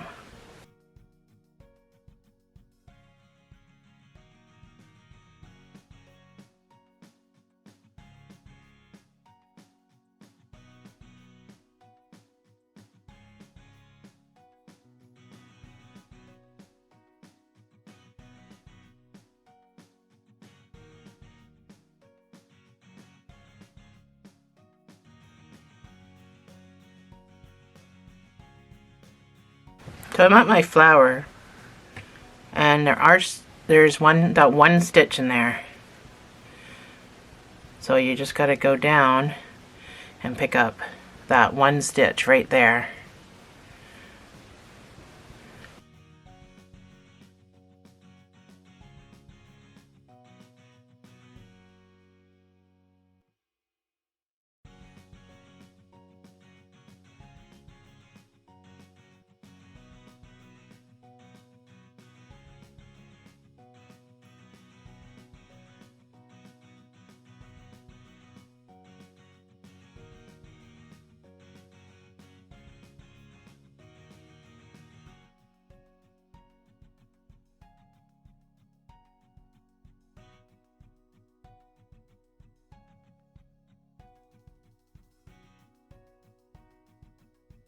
So I have 40 stitches, which is exactly what I had on my first guy. So that is good. So this is what it ultimately looks like. This here is not really going to be noticeable because he's got overall straps that are going to go over his shoulders. So we're going to do just up until we change to our skin color, and then it's going to be the end of chapter 2 because we've done a lot. So your next round is going to be 1 single crochet and a decrease. I have to change to my orange color because up until we do the skin color I'm still doing, oh good gosh, I'm still doing stripes.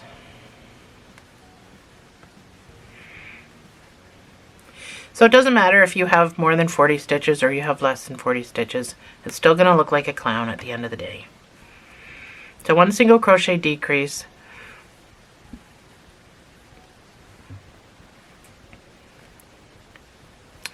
That's number 1. And then I jump right into my decrease.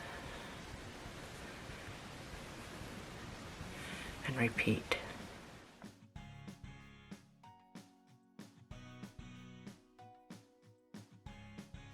So I have 26 stitches. My next row is going to be orange, so I am cutting off my blue because I am not going to need it. I'm going to leave a bit of a tail just so it doesn't try to work itself out. Take it out of the equation here. So my next round is going to be 2 single crochets and a decrease. The reason why I did the 1 single crochet first is because I really needed to bring these shoulders up so that they look like shoulders. If I did a gentle decrease, it just wouldn't, I mean, it'd be fine. It just wouldn't look like a defined shoulders. And I kind of needed them to be defined because I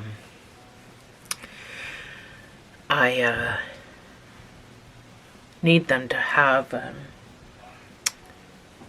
overall straps. Oh my gosh, I can't think. Your next round is going to be 2 single crochets and a decrease. That's number 1 with your marker. That's number 2, and then your decrease all the way around.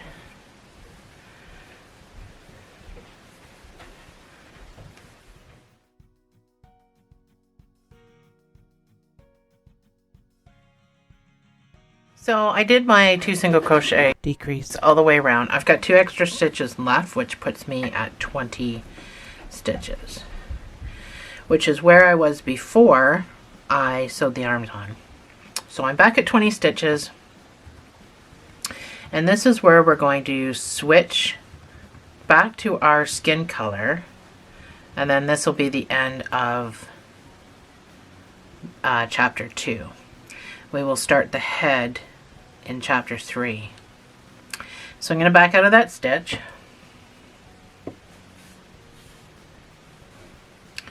I'm going to finish it with my skin color. I'm going to tie these two so I don't have to weave.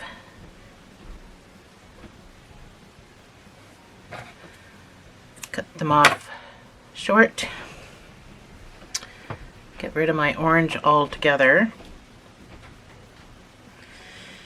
So I will leave you with the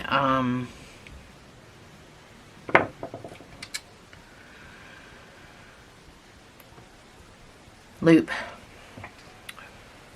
being protected by your thing, and I will see you in chapter 3. We did a lot today, so you can stuff that if you want. Might make it difficult to start doing the head stuff, but you can stuff that if you want. So that's what we've gotten done. That's a lot of work. See you in the next chapter.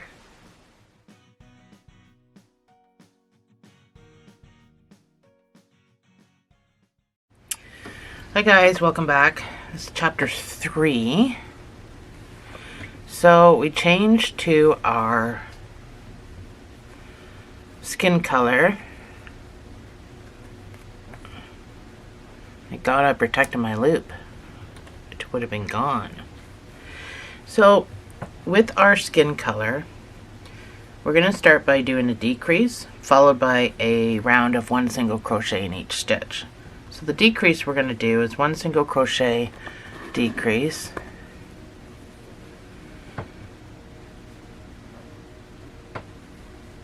so this is 1 single crochet. Pretty sure you already know what I'm talking about. And then your decrease, it's stuck, and then your decrease,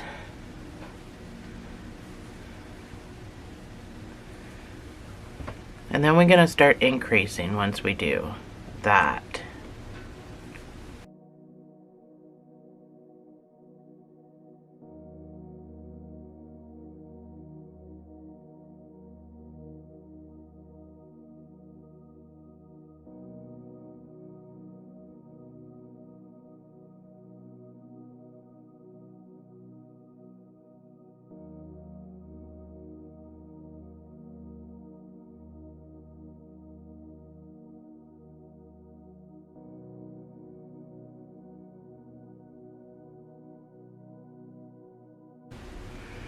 So you should get it done. You should have 14 stitches. Oh, I might have an extra one. I have 15 stitches. I'm not sure why. Anyway, regardless, you're going to do 1 single crochet in each of those, and then we'll start increasing for the head.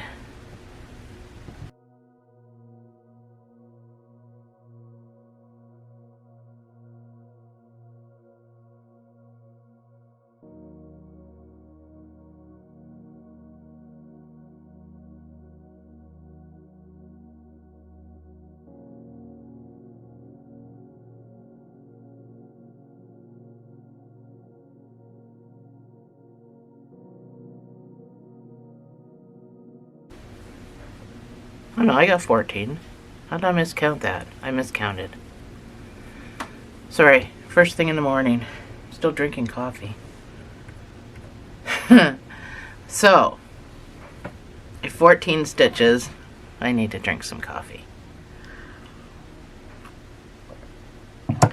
This next round is going to get kind of squishy. So, we've filled up as far as we did in our last, like you completely stuffed this, but because we've just come in more, I need more shoulders stuffed because he needs to hold on to these great big guys. So you need some football shoulders going on. So you don't technically have to do this now, however, I would suggest it because it's going to get difficult to do. Our next round is going to be 2 single crochets in each stitch. So we're literally going from 14 stitches to 28 stitches. So I would do whatever stuffing you can do. Now if I backed up, it wouldn't seem so close.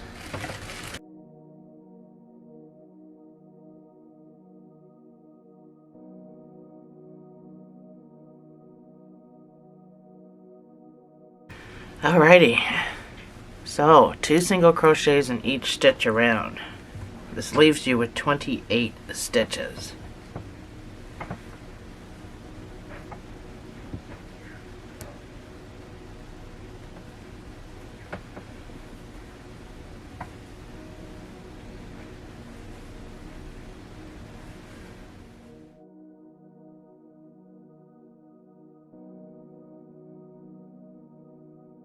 So, I know I was really far out, but I'm going to try to go halfway so I don't not keep going up and down. So your next round is going to be 1 single crochet and an increase, and this should bring you up to 42 stitches.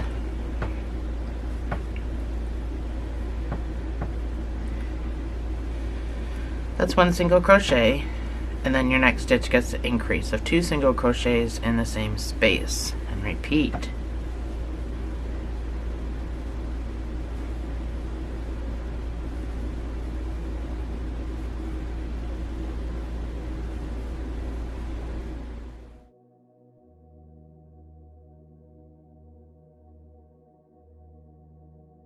So that's about as far as we're going for our head. So it should look pretty funny, pretty crowded, pretty wavy. For the next 10 rows, you're going to put 1 single crochet in each of these 42 stitches. And then we'll start decreasing to close up the head. So I will see you on the other side.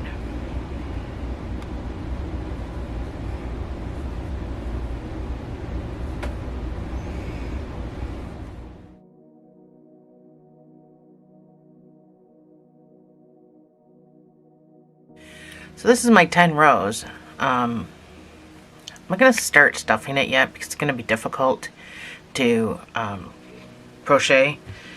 The face, for the most part, what I did and what I'm going to do with this guy as well is I just sewed the face on. So there's nothing to be put in or on before we start closing it.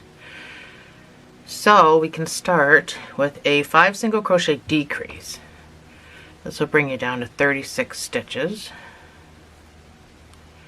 That's number 1.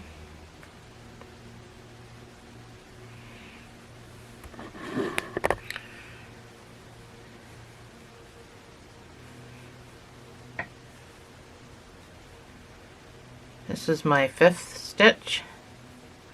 And then my decrease is going to be in the front loops. Again. And continue.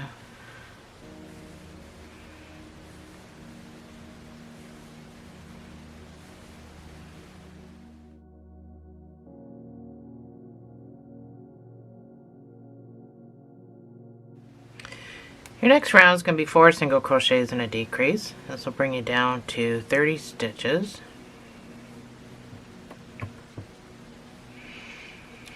So that's number 1, 2, 3, and 4. Sorry, I don't usually teach you how to count.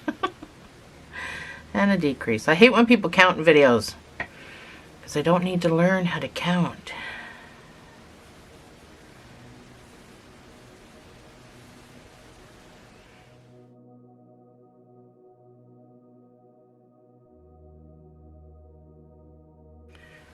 So your next round, you guessed it, 3 single crochet and decrease, opposite increase. I know what's going on, really I do. This will bring you down to 24 stitches. That's number 1 with your marker. And that's 3, and then your decrease.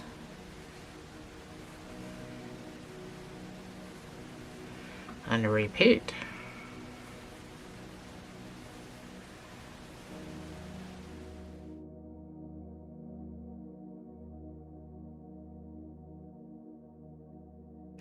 I think at this point I'm going to put some stuffing in mine.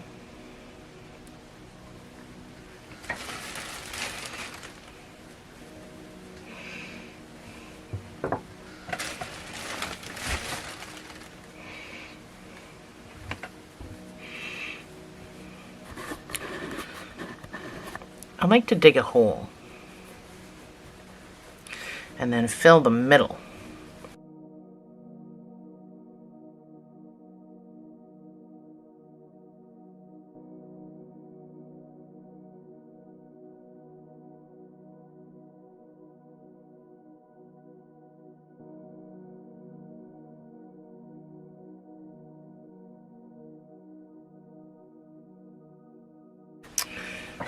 So your next round is going to be 2 single crochets and a decrease, and then you're going to do 1 single crochet and a decrease. So if you want to work ahead of me, and then we're going to cinch.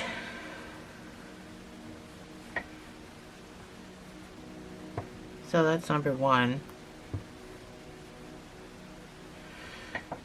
And that's 2. It's probably hard to see what I'm doing now. And a decrease. So this row will bring you down to 18, and then your next row will bring you down to 12. I'm just going to put both rows up on my pause screen, and I will see you before we cinch.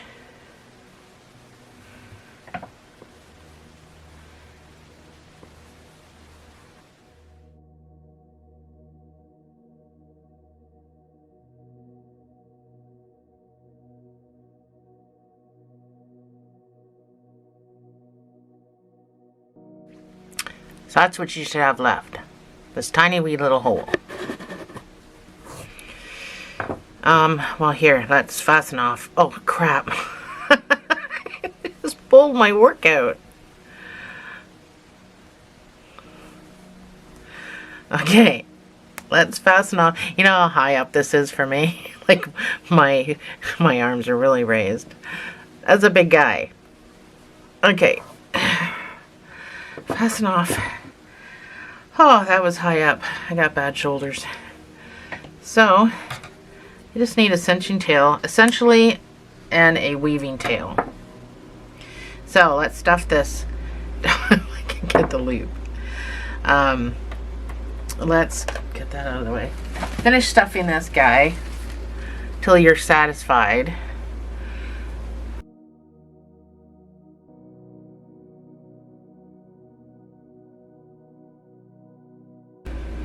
I'm putting a lot of hair around here, so just make sure this is nice and full without overstuffing it.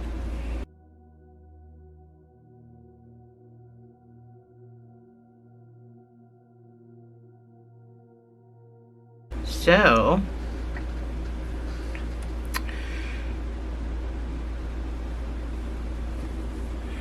alright. Oh, if I can reach. Might have to stand up to do this. I'm only 5'3", guys. That's tall for me. So, you're going to go in the front loop and out the front loop to cinch. So, you're going to do that all the way around. I can only see what I'm doing in the camera. I should have stood up. Okay, I think you get it. I need it down here. Okay. So I'll go all the way around. Don't really need to worry about pulling tight. Good enough for me. So when you're back around, that's when you're going to pull it tight. So I like to pop across. Let's bring it back down here. I like to pop across. Go through the loop, make a knot. I like to wiggle my knots because I feel it tightens better, and then I like to pop across the other way. Go through the loop and tighten my knot. So that's the top of my head. And then I'm just gonna go down as close as I can. Let me back out a little bit. As close as I can to my lead to cinch. And then when I do that, it's gonna pull that kind of the bubble knot at the top. It's gonna have a hat sitting here attached to his head. And the hair, we're just gonna kind of go around the outside. But I'm gonna tell you what we're gonna do. So just weave a couple of more times. Don't just end it there. So, to finish off this chapter, so the next chapter is going to be putting his hair on, his face on, and building his clothes. That's going to be, and his little bow tie. That's going to be the last chapter. To finish this chapter off, I want to build his hat. And then I'll leave you to put the hair around the hat, and that way it's way easier, so that when we do come back in the chapter, we can just work on maybe the rest of his hair, finishing the hair, doing his face, and it just will make things a lot easier if the hat is built first, because you don't need to put the hair all on top here. You just need to put it around where the hat's going to be. So I think building the hat is a perfect idea to end this chapter with. So obviously we're going to do, well, I'm doing black. You don't need to, you can do whatever color you want for a hat. I'm doing a black hat. So I'm going to start with a magic ring of 6 single crochets.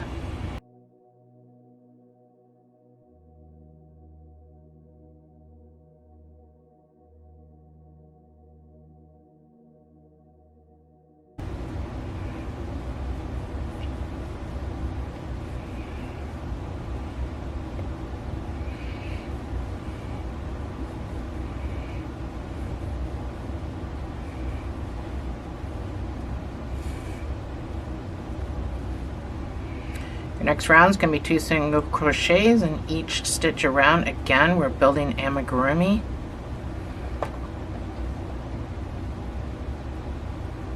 After the first stitch goes the marker, and then you can put your second stitch in that same space. So 2 single crochets in the same space all the way around. You should come out with 12 stitches at the end.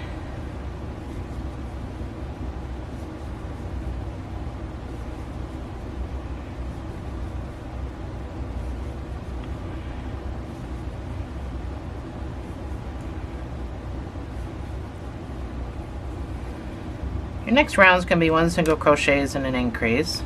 This will bring you up to 18 stitches.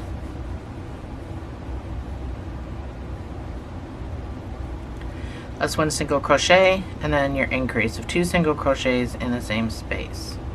And repeat.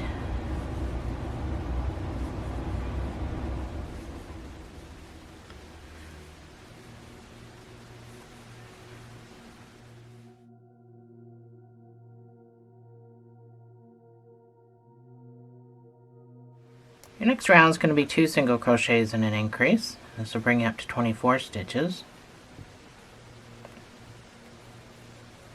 That's number 1. That's number 2, and then your increase of 2 single crochets in the same space, and repeat.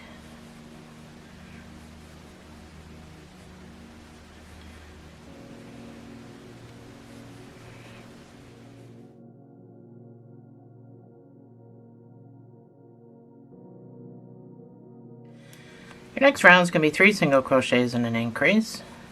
This will bring you up to 30 stitches. That's number 1. That's 3 single crochets and then your increase of 2 single crochets in the same space. And repeat.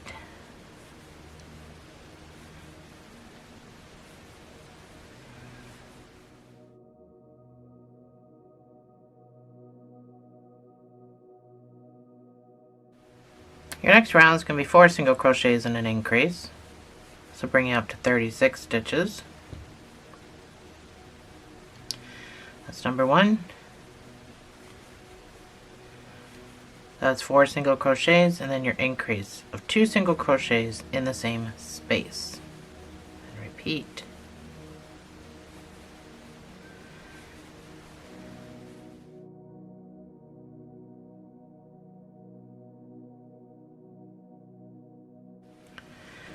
Next round is going to be 5 single crochets and an increase. This brings you up to 42 stitches. That's number 1.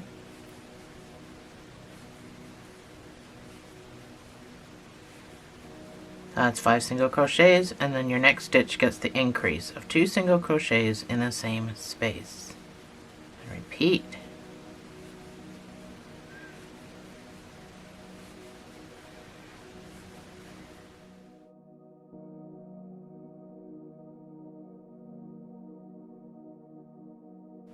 And the last increase row is going to be 6 single crochets and an increase.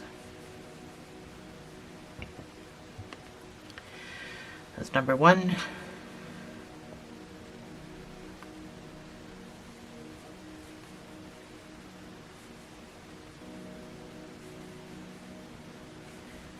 That's 6 single crochets and then your increase of 2 single crochets in the same space. And repeat.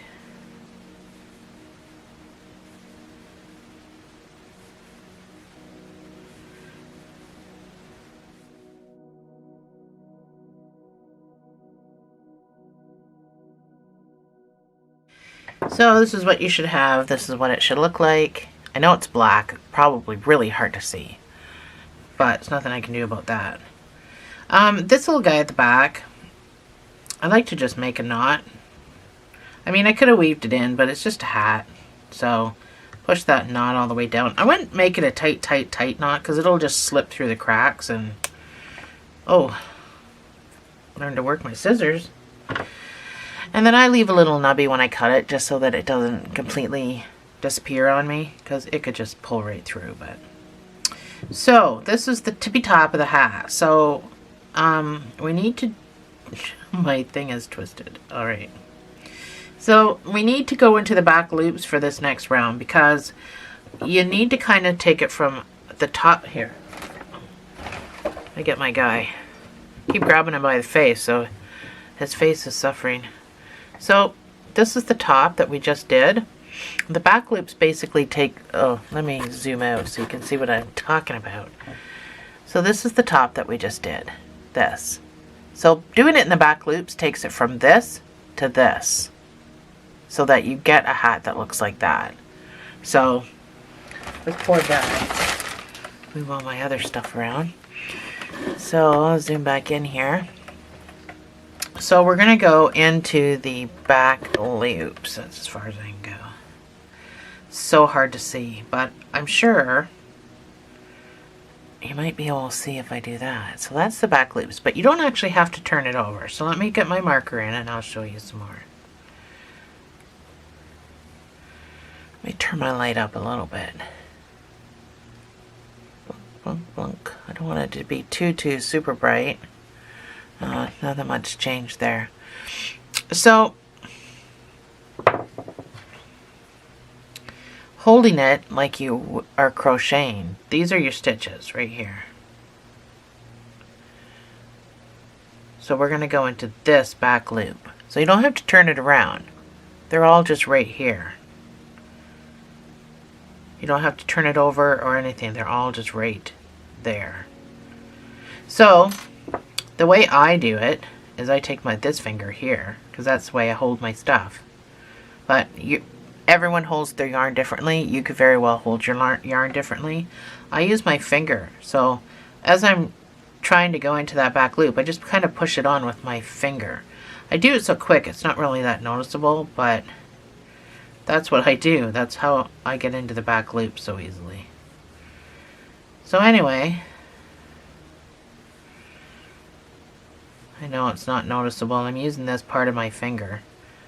So anyway, one single crochet all the way around in the back loops only.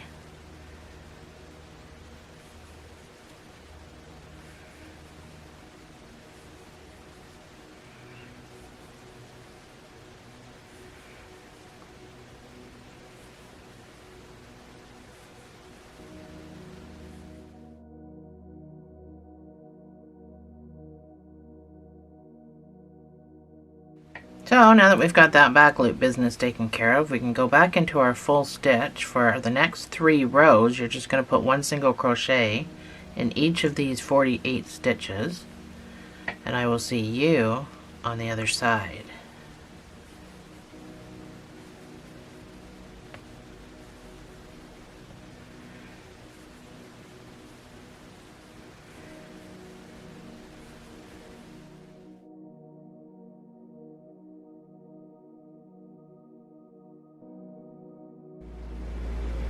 So this is what you should have.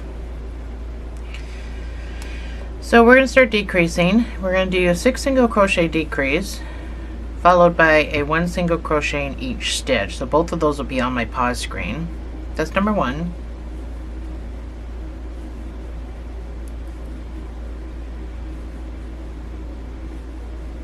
That's 6 single crochets, and then I'm doing the invisible, so a front loops only. Yoink, yoink.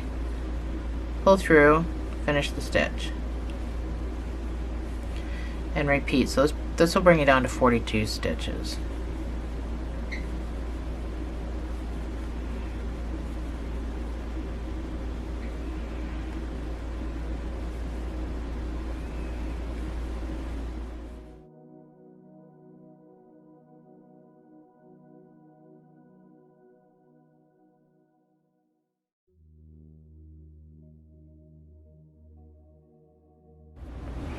So I did my 1 single crochet in each stitch around, following my decrease. So we're going to kind of do the same thing, but this round is going to be a 5 single crochet decrease, followed by 4 rounds of 1 single crochet in each stitch. So that's number 1.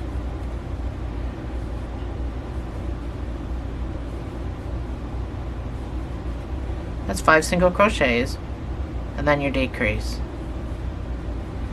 So this brings you down to 36 stitches. So once you're done your decrease, you can do 4 rows of 1 single crochet in each of those 36 stitches, and I will see you on the other side.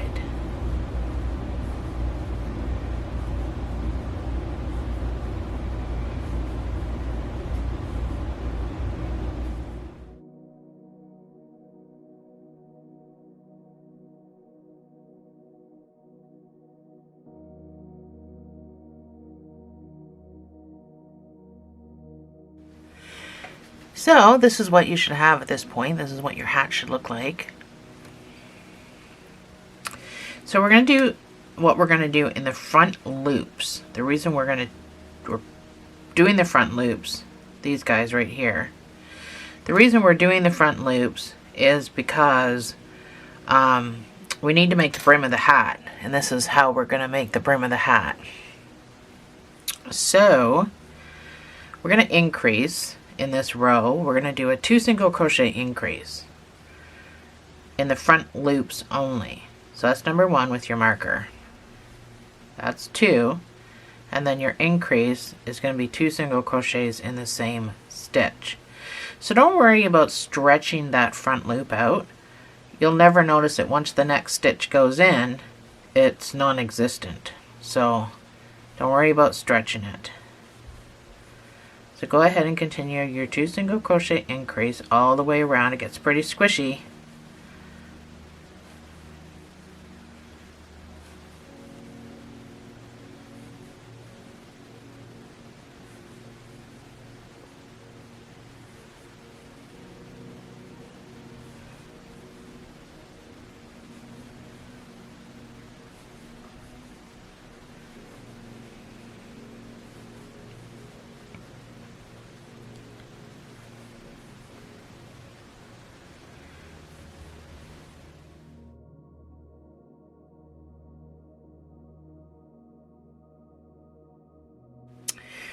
So now you're just going to do 1 single crochet in each stitch around. Just be sure to pull your stitches apart so you don't miss any. I will see you on the other side.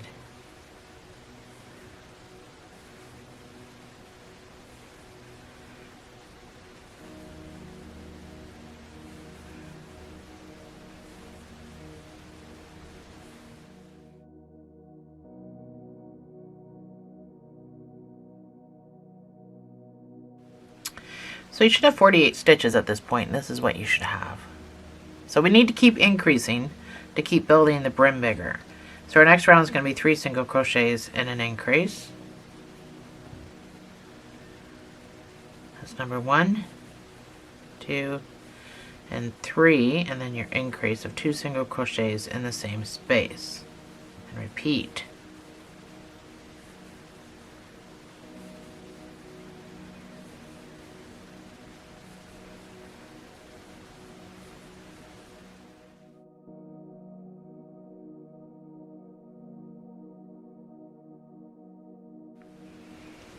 So your next round, you should have 4 single crochets. You should do 4 single crochets and an increase, because it's fun. That's number 1. That's 4 single crochets, and then your increase of 2 single crochets in the same space. And repeat.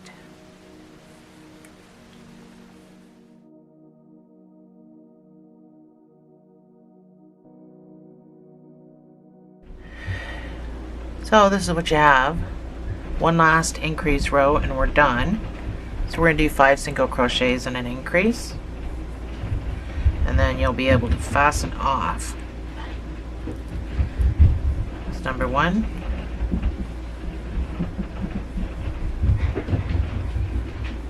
That's 5 single crochets, and then your next stitch gets an increase.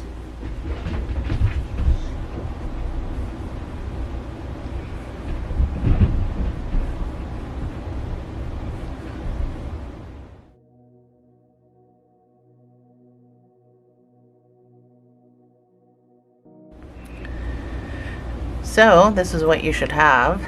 So I did not do a round of 1 single crochet to get rid of these points, because number one, this hat's going to roll up anyway, and I like them. Number two, if I was to do one single crochet in each stitch around, it would curl too much. So I would suggest not doing it and leaving it just like this. A lot of clowns have hobo looking hats, and that's why I left everything and I didn't touch it, and I want it to roll up, and so you can fasten off if you're doing what I'm doing. I'm going to show you how to make this look even. So you just need a little tiny bit of a tail.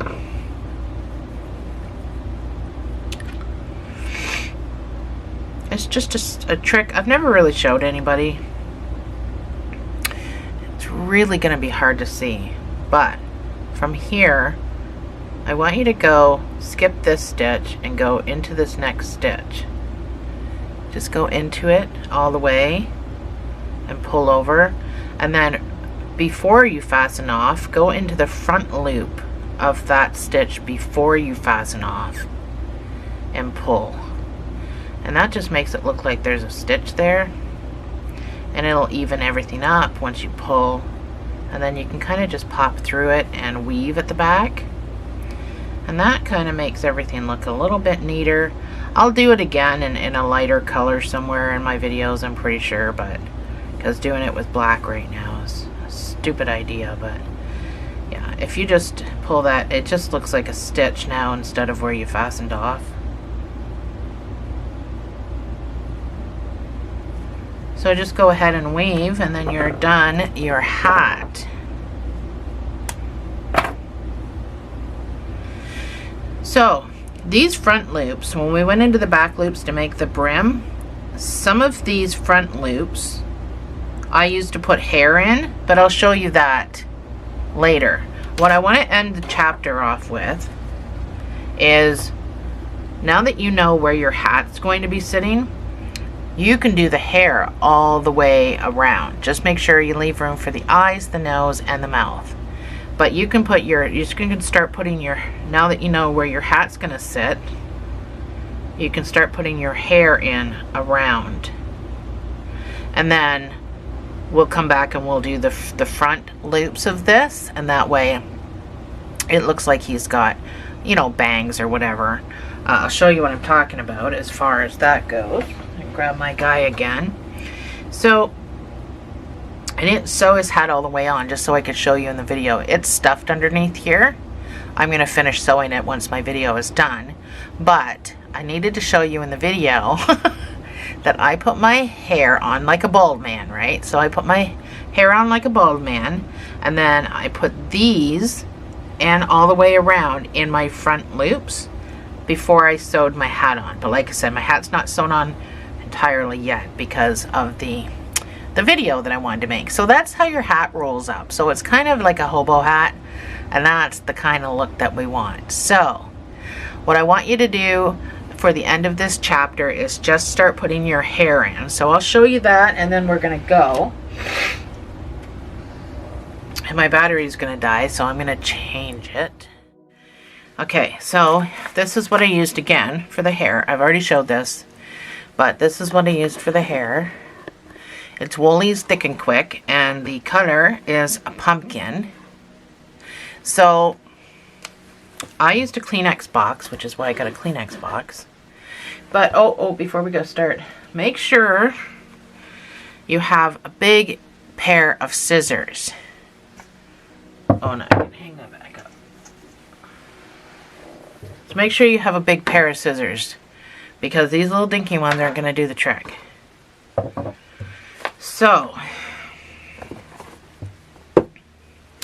I went around widthwise, not lengthwise.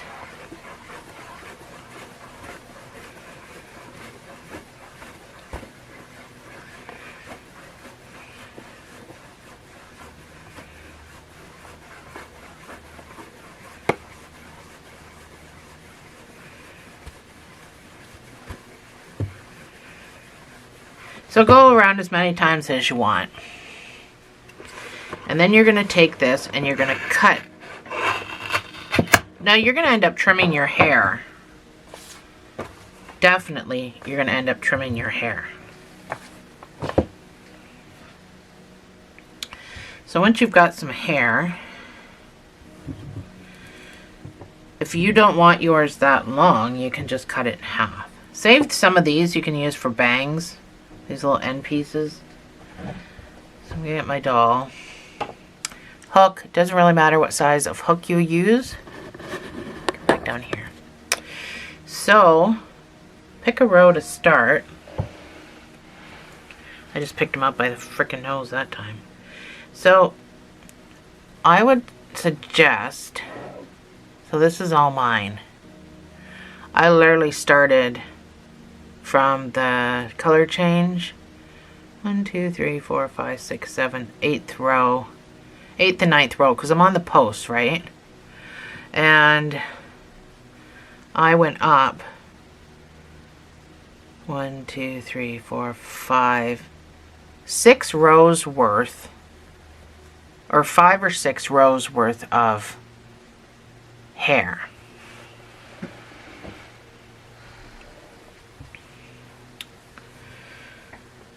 But you don't have to be that precise if you don't want to. So, this is how you know, first of all, you put your hat on so you can kind of gauge where you want to start. So I think my hat's probably going to be just right on the top of his head, but kind of sitting back a little bit. I think that's how I want mine, because all the hair bangs are going to be here. So don't really need to worry about it, but anyway, figure out where you want to start. Go into your, pick up your post. So those are called posts. So I want you to pick up a post. Take your hair and fold it in half. Now it doesn't have to be that specifically in half, because you're probably going to trim this anyway. Pull it through the post large enough to make a loop. You're going to yarn over with both those pieces and pull through the loop. And then just make your knot. So that's how you're going to attach your hair. So it all depends on how long you want your hair, because the hair does hang down quite far. I trimmed all mine. And that is how you're going to put your hair on. And then you go to the next post, pull through the loop. This stuff is so nice and soft too, it's easy to work with.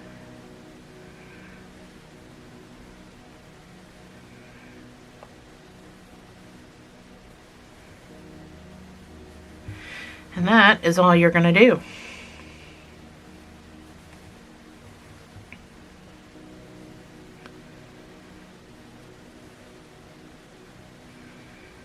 Oh.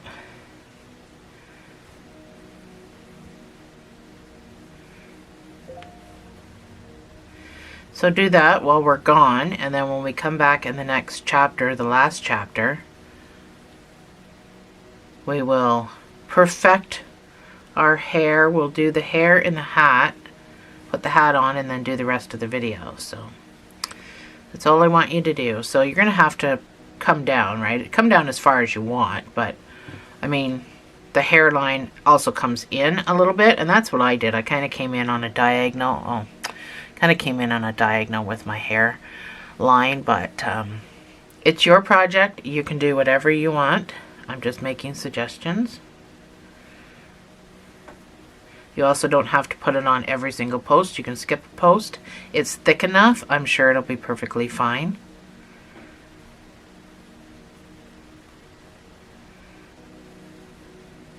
And you don't necessarily have to get pumpkin either. This particular yarn comes in all different kinds of colors, so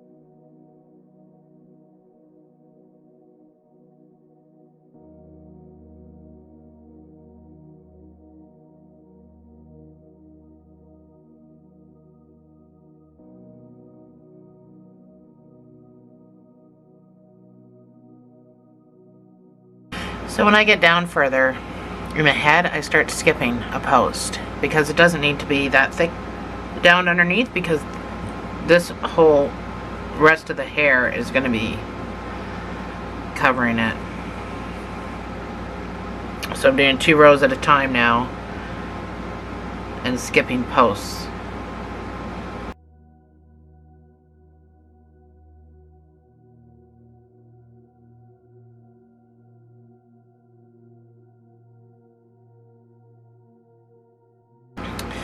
So far this is what I have. I'm going to zoom out a bit. So far this is what I have. Now that's as far down as I went so far. I don't think I'm going to have to go down any further here, but I might have to add some here down further. Sorry, I might have to add some here down further just to make it look like he's got hair all the way down. But honestly, I don't think I would have to go all the way down. So I'm going to stop here for the head. So I've got 1, 2, 3, 4, 5 rows of hair down on a diagonal on both sides. But like I said, I might have to add some more. We're going to do the hat now, just so we get an idea of how much more hair we're actually going to need. So come down here closer. Still drinking coffee.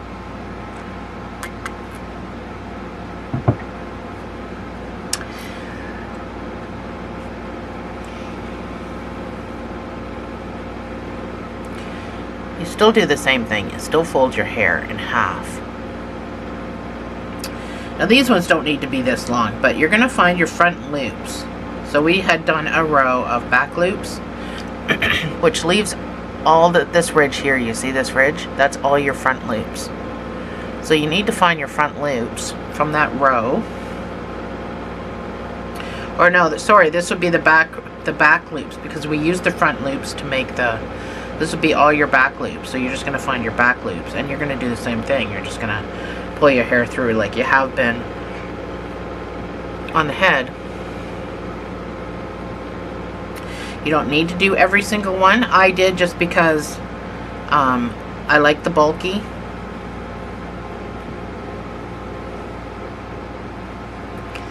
But it's up to you whether you do every other loop or you don't.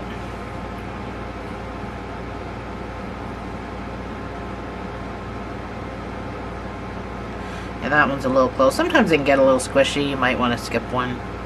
I just skipped one. Oops. Anyway, that's all we're going to do. All the way around your loops. And then we have to give it a haircut.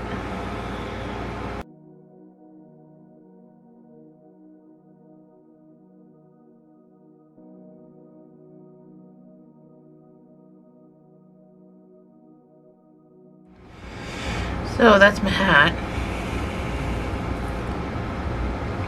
I'm going to have to obviously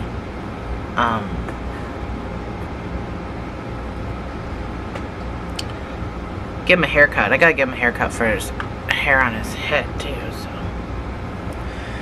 So you just put the hat on.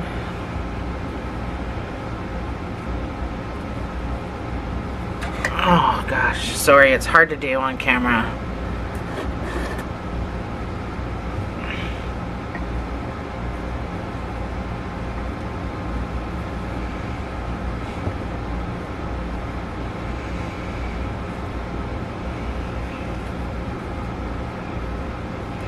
So the hair is pretty full, and then when you get the hat in there, it's pretty full.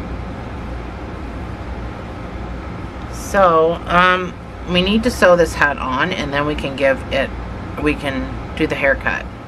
Make a slip knot on one end. Trust me, what I'm going to show you, you'll never see.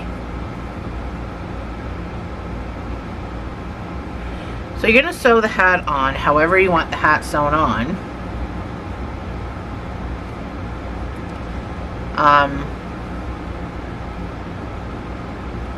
Let's just start first.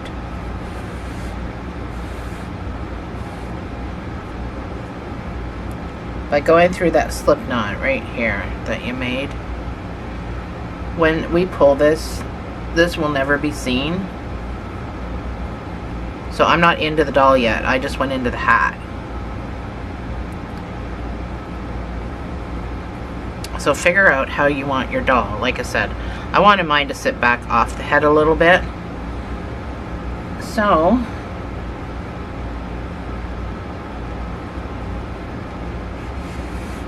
sew it on any way you want.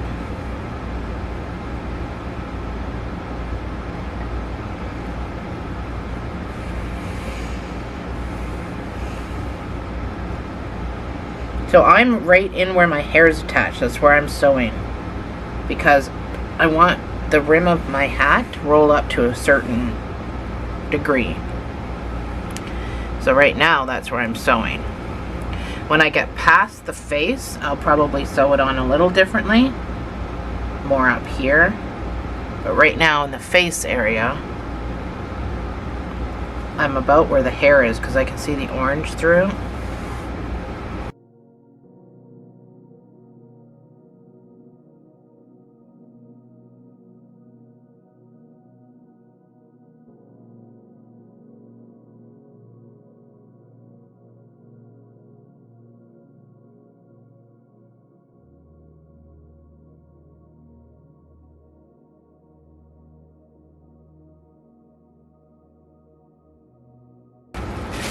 Don't forget, you gotta put some stuffing up there as well.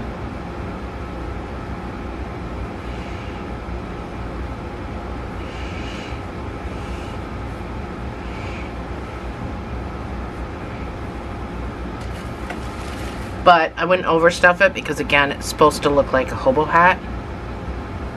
So you want it kind of falling down and not so sturdy and strong. Do you know what I mean?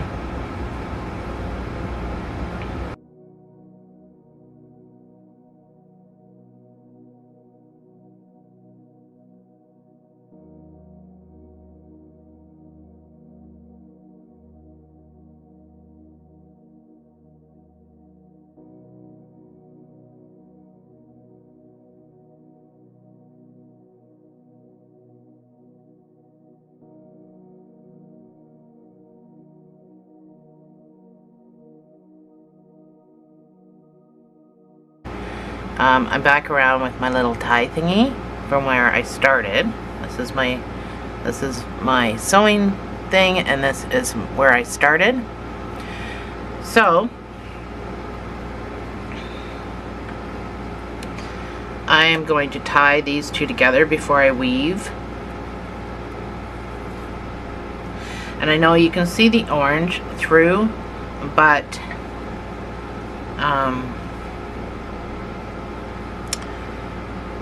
after it starts to roll up after a few days, you won't really notice that.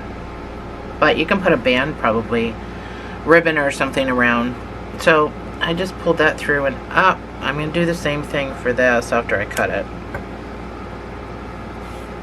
Actually, I'm going to save that piece. So I just want to go down and up again. So when I do that, it pulls any knot down that I made, it'll pull that right in. Oh gosh. And then you can cut all this off. So everything's tied in a knot up here, and I feel no knot because it gets sucked down. So there's kind of a close-up of how you can see my orange through my black. But once this starts to roll up,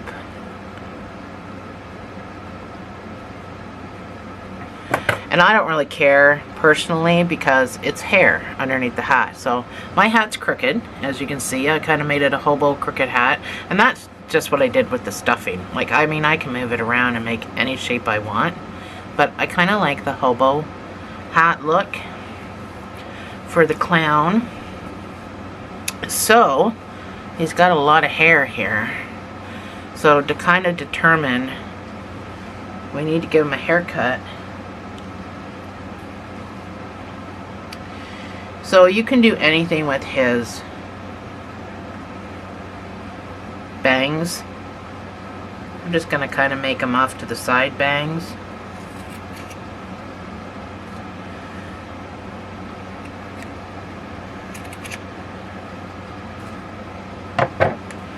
Because I want to be able to see his face. And I probably still will cut that.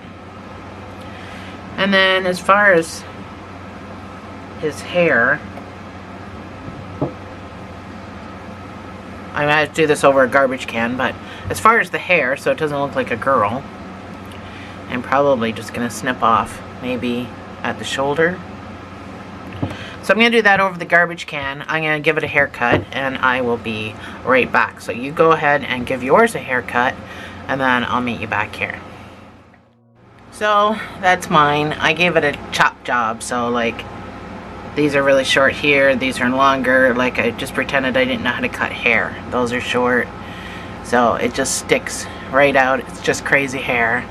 So that's what I did with my guy. I think the bangs are still going to have to be shorter because the eyeballs go up there. I think there's enough hair on this. I was going to fill in some of this part, but I don't think I'm going to do that. I've got all this extra, but I'm just going to throw it out. I don't think I'm going to do that at all. So, the next thing is going to be the face and the outfit, and that's all going to be done in the next chapter. So I will see you in the next chapter.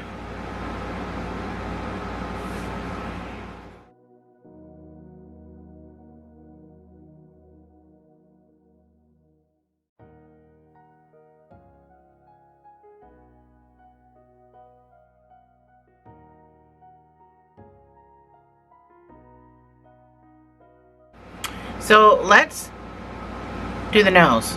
Now that our hair is all done, we'll do the nose so we can get the face done, and then we can move on to the last bit, which is just his overalls. So I used red, but you can use any color that you want.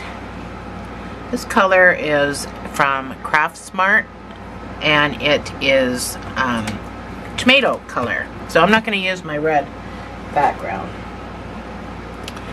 I'll use yellow because it'll be easier to see, I think. So I'll come back down here. Still use my 4.5.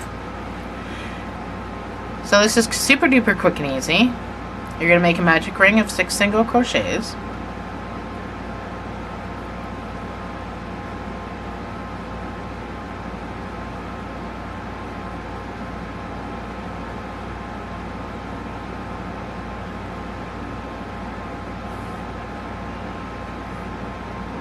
Your next round is going to be 2 single crochets in each stitch. So I'm just going to count to 12, putting 2 in each instead of using a marker. It's just quicker.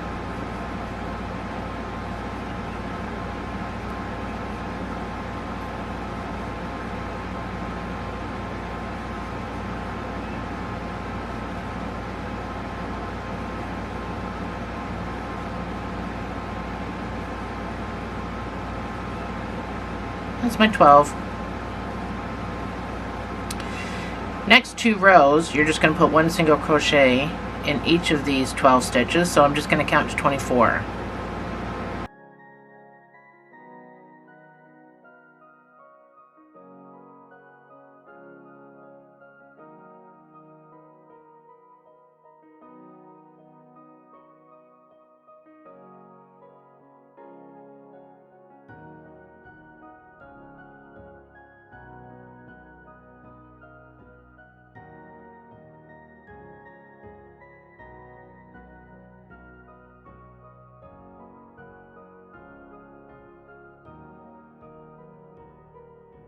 And for your last round, you're going to do 1 single crochet and a decrease.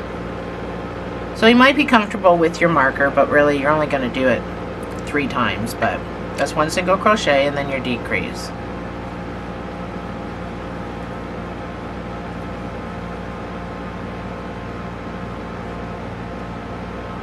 Oops. Oh, 4 times I lied.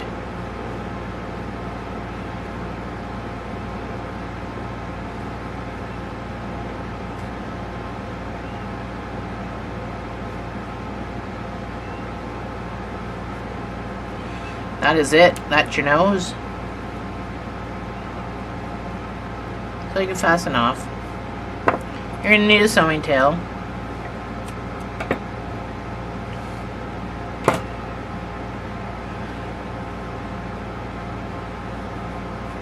This is just my metal for my magic ring. I'm just going to shove it down there. Put a good amount of stuffing in this, just to make it a nice round shape. I can get my fingers in there.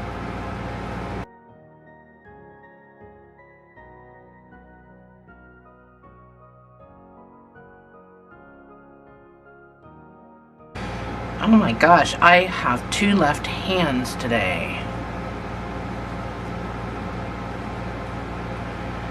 Alright, we're going to cinch this closed if I can ever get my stuffing in there.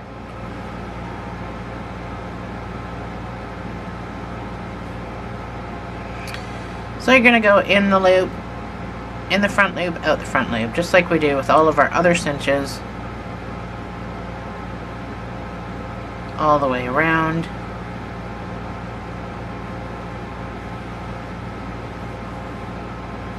Pull it tight. Pop across.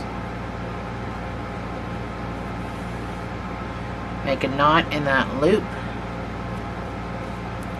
Give it a wiggle.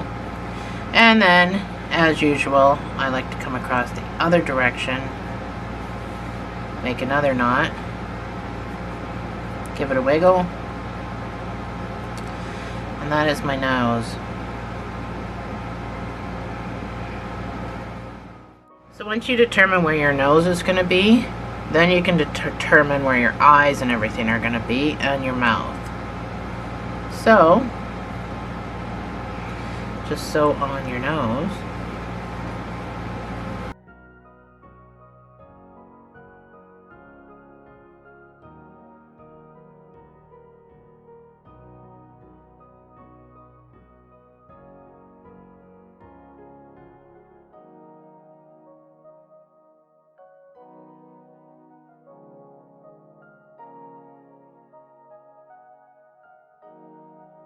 So when you just want to weave, you can just go weave up through the nose, down and around.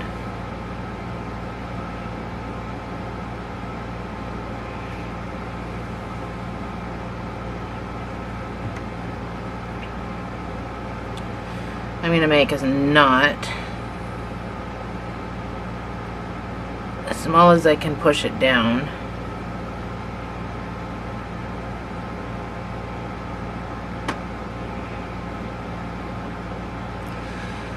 And then I'm going to go into the nose.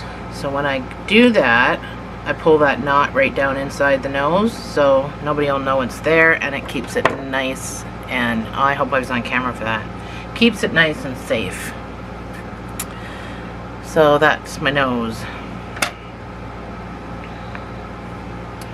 The eyes are fairly simple. You just need to get a little bit of black.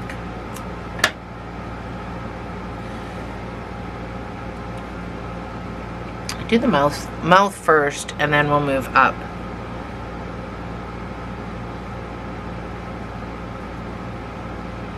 To the eyes. If you're doing a face like mine, you could be doing your own face, and that's perfectly fine. You can do your own face. Doesn't matter where you come in, it just matters where you pop out. So, I'm going to pop out where I want him smiling. If you want him smiling. He doesn't have to be smiling. He can be frowning. Actually, I have a smiling one, so I don't know if you want yours frowning or not. I might do a frowny one.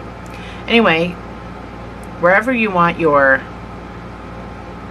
thing to come out to make, you know, the sidelines, go down wherever you want your sideline to come. Like if you want your sideline way down here, And when I say sidelines, I mean these at the side, the corner of his mouth, those. So wherever you want those to be, you need to just go down. Now I'm going to make mine short. Now I don't know if I want a frowny face or not, but I'm going to pop across to make my second sideline, so I'm going to try to keep it even.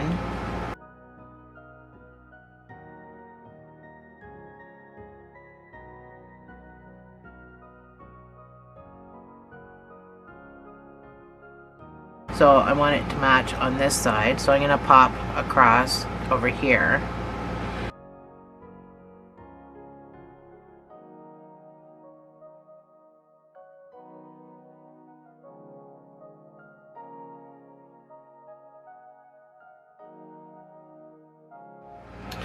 Okay, so my card filled up and I had to switch everything. So I didn't do anything.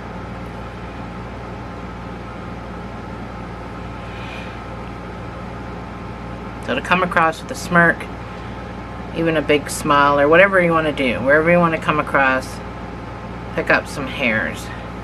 And again, I'm just going to show you. Can you see those hairs on my needle? Oh, I'm going to go this way. They're ever so slight. So I'm going to come through. That little piece of hair is going to keep my smile where it's supposed to be. So I'm going to kind of go down underneath the thing and I'm going to pop out somewhere. It doesn't matter where.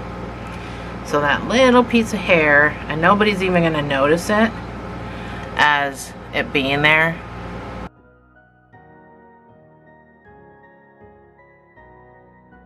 But don't unhook yourself yet. If you have enough, and I do, you need to come up. So go back down the same hole you came out and come up wherever you want your eyes to be.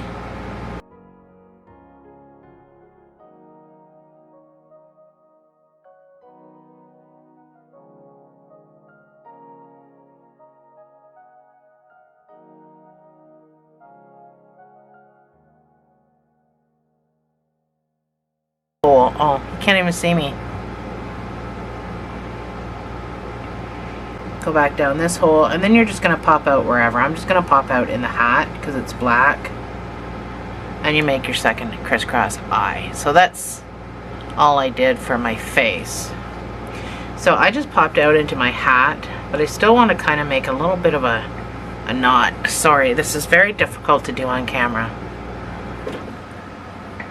Some days it's just not easy. So I'm just going to grab a little piece of yarn to make my knot, and when I wiggle it, nobody will ever see it. I'm going to pop in and out. So that's taken care of. And then this guy right here, I'm going to tie a knot. I'm going to make sure it's pushed all the way to the bottom, nice and tight.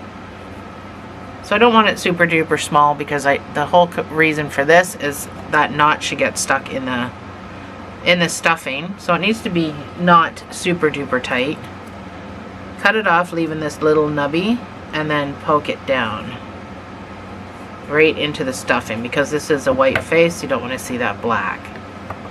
And then I still need a haircut because I can barely see my eyes.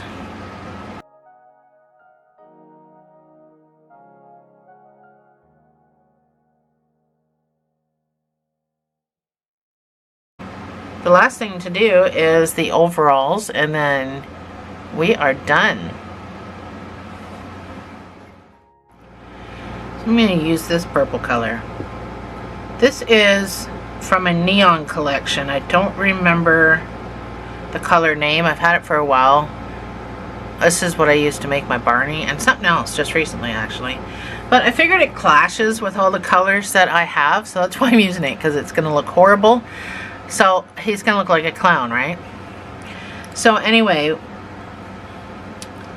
we start with a slip knot, and we're going to chain 57. And then we're going to connect that chain.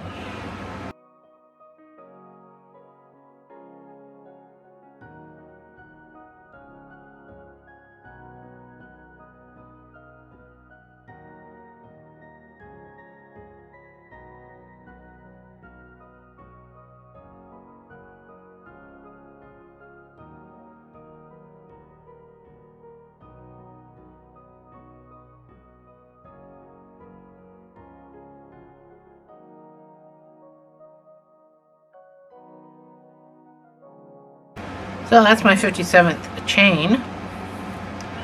So we connect this chain, so just make sure that it is staying straight. You're going to go into the first chain and you're going to connect with a slip stitch. Chain 2.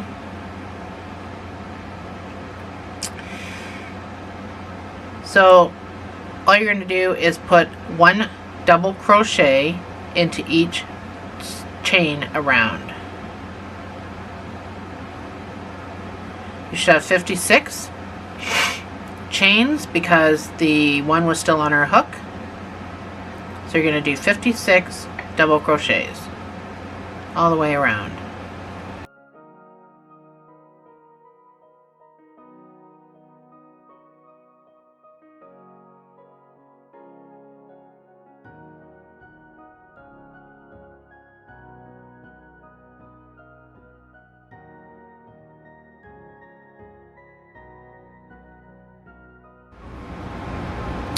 So I'm back around. This is my 56th stitch. So this is my chain 2. I'm going to go to the top of that chain 2 and I'm going to slip stitch. And I'm going to chain 1. So when I made these shorts, I went back and forth between double crochet and single crochet. So this first row was a double crochet all the way around, and your next row is going to be a single crochet all the way around. So at the end of it, you'll chain 2. So this one you're just going to chain 1 because it is single crochet. So 1 single crochet in each stitch around for 56 stitches.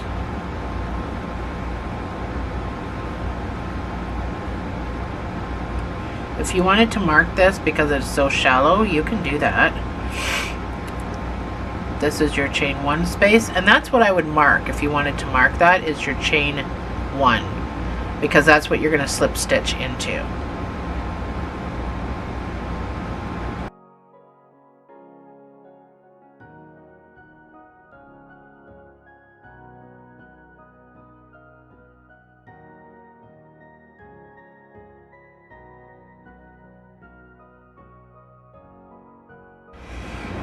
So I am back around again. I still have 56 stitches, so in where my stitch marker was, that's where I'm going to go in. That's my chain 1 space, and I'm going to slip stitch, and then I'm going to chain 2 because my next round is going to be 1 double crochet in each of those 56 stitches. So again, you can mark the top of your chain 2 so you know where you're going to slip stitch into. So that's 1 chain, 2 chain, so this is the top of your chain 2. So if you wanted to mark that to make your life easier, and now we're just going to do 1 double crochet in each of those 56 stitches, and I will see you on the other side.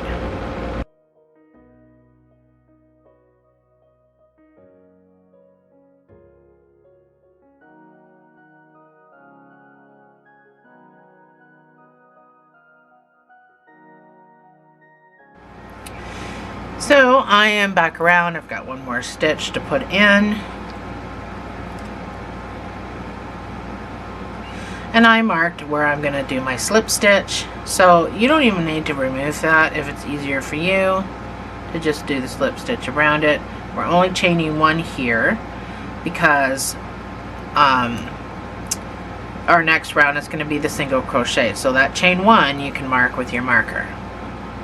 If you use a piece of material, that's fine too. You can use a piece of material. I hate doing that. I don't know. Something about it drives me crazy. So I'm just going to use my marker. So you're going to do 1 single crochet. It's so far pretty easy peasy. We're going to do this for a few more rows. So just do 1 single crochet in each of those 56 stitches.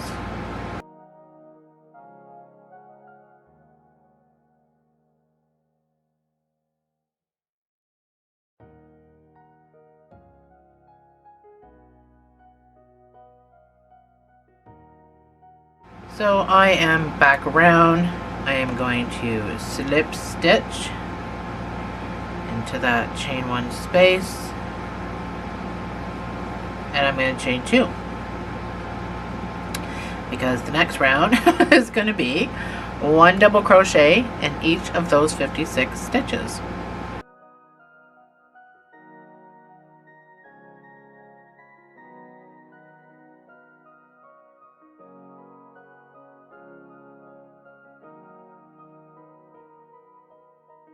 So I am back around again. I'm going to go to the top of that where my marker was. First chain, I'm going to chain 1. So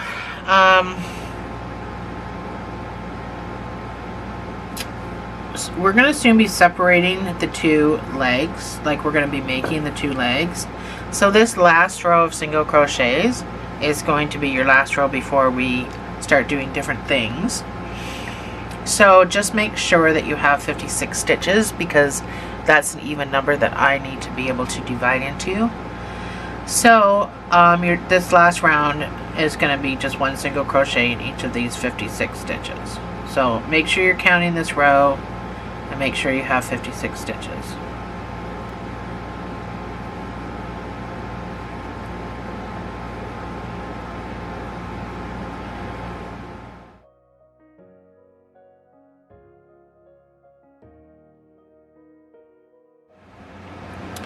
So I am back around. That's my 56th stitch. I am going to go into this chain 1 space. I'm going to slip stitch and I'm going to chain 2.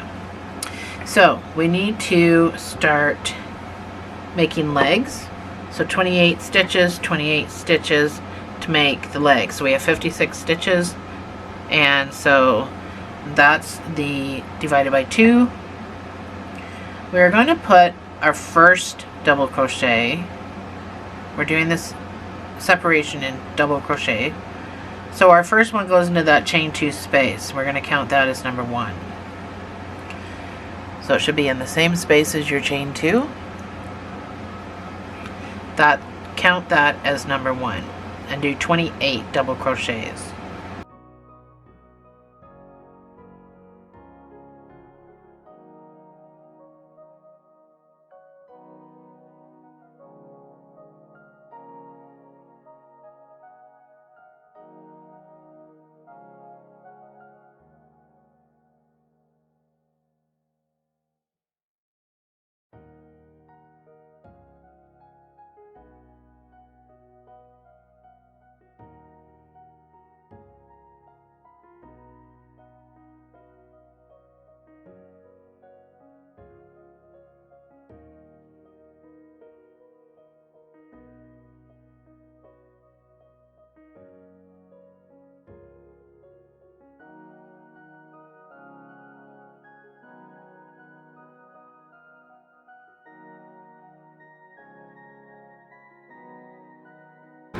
So it just dawned on me that we've been listening to this stupid noise from my dehumidifier this whole time.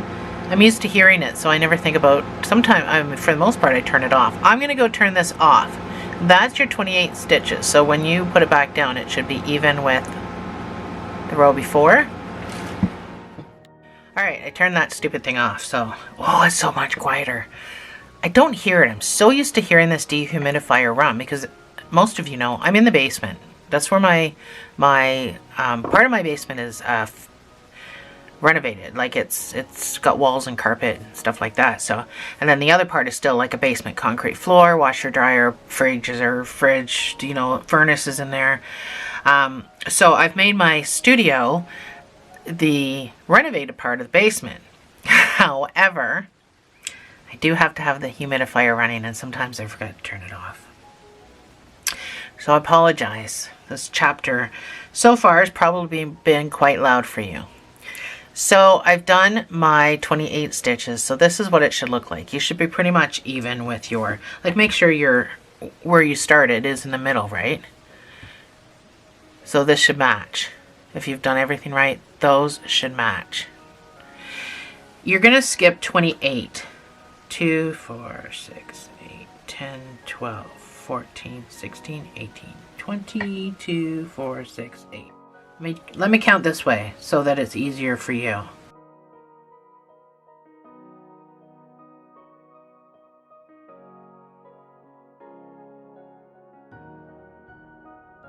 And with a double crochet, you're going to go into that space. And then you're going to slip stitch to the top of that chain 2.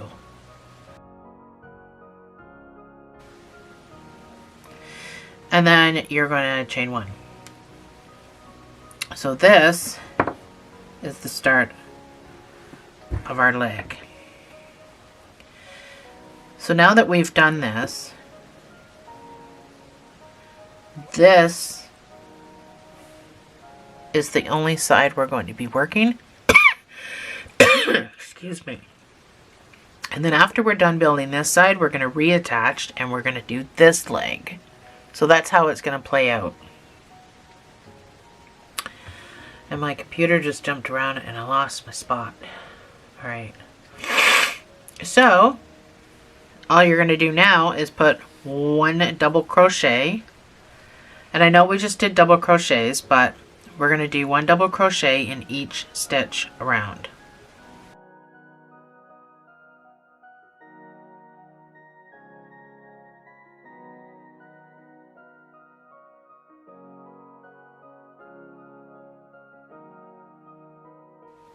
So I am back around. I'm going to slip stitch to the top of that first chain. I'm going to chain 1. My battery died. Okay, so I've slip stitched. I've chained 1.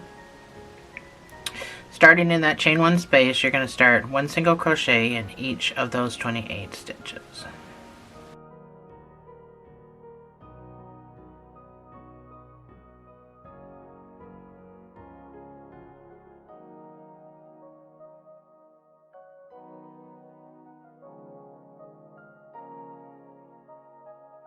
So I'm back around, I've slip stitched. I'm going to chain 2 because my next round is going to be in double crochet. The reason I did 2 doubles there is because this is going to be where his legs bend. And if you do want your clown to sit down, you can't really have this tight stitch in between. And the only reason I'm putting the tight stitches in between is number 1, 2 reasons. It looks cool to design. And it keeps it nice and tight.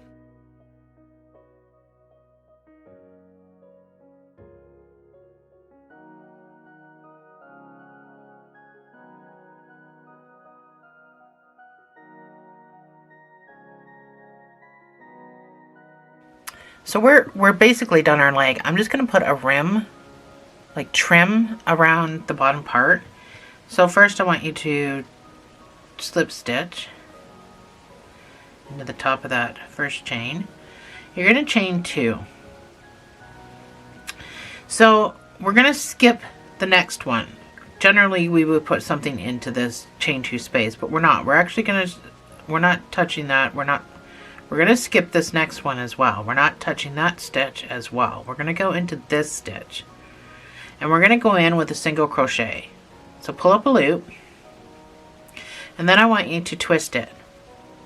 Yarn over and pull through. We're going to do a twisted single crochet, but we're going to chain 1 and skip 1 after we do 1. So that's a chain 1. Make sure you pull up on this loop. Just prevent your twisted single crochet from being tight. This loop also has to be pulled up. So pull up on that loop. You're going to skip 1, go into this next stitch, pull up a loop, and twist it. Yarn over and finish the stitch. So pull up on that loop. Oh, sorry, chain 1, and then pull up on that loop to make sure it's all loosey-goosey. Skip the next stitch, go into the next one, pull up a loop, twist it, yarn over, finish the stitch, chain 1. Pull up a loop, skip the next stitch, go into the next one, pull up a loop, twist it, yarn over, finish the stitch, chain 1. So that's what you're going to do all the way around. It kind of gives you this little detail on the bottom. Skip 1, go into the next stitch, pull up a loop, twist it, yarn over, finish the stitch, chain 1. So just make sure you're pulling up on this loop. That just keeps your stuff from being nice and tight. Skip 1, go into the next stitch, pull up.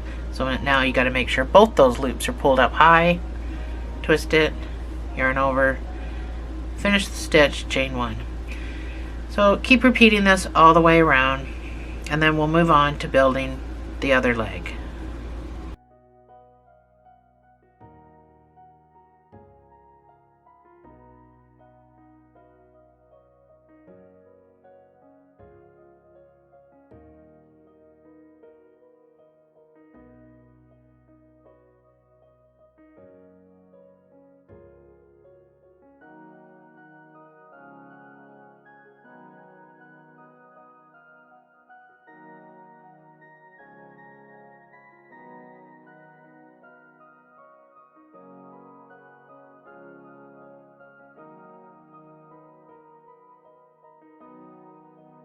So I'm kind of back around.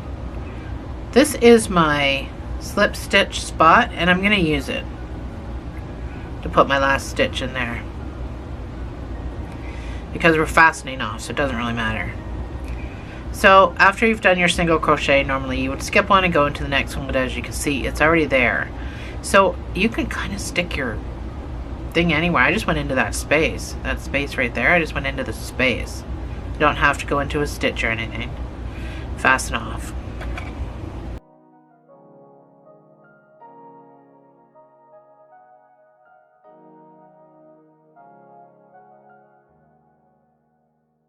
So we need to reattach over here for our next leg, which is going to be done exactly the same as the other one.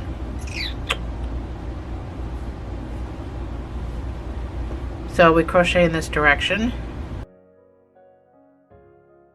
So we're going to reattach. We need 28 stitches. So all these stitches here are 28 stitches. You're going to go into the spot from the leg before and go into the spot from the leg before over here. Am I in the right spot? Oh, right there. You're going to reattach through both pieces with just a single crochet is fine. That's all going to be pulled down and tucked in. So now you can separate the leg. This is how I do it. This is not how everybody does it. This is how I do it. So you've attached going through both ends with a single crochet. That's never going to be seen, or it's never going to matter. You're going to go straight into a double. So we're on double crochets. And you're going to start in the very next stitch. Sorry, let me redo this. I forgot to chain. Right here you're going to chain 2 because we're going to start our double crochets. So that's just on the reattached single crochet that we just did. You're going to chain 2. And now you're going to start in this next stitch, and you're going to do 28 single crochets, or double crochets. 28 double crochets.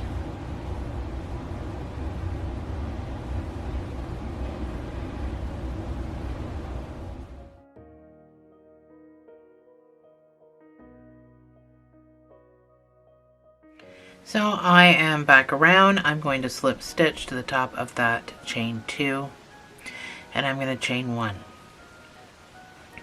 So we're doing double crochets again, because on this side, if you remember, we did 2 rows of the double crochet for the bendy leg part. So our next round is going to be double crochet. I only want you to chain 1 here though, and I want you to put a double crochet, counting as number 1, into that chain 1 space.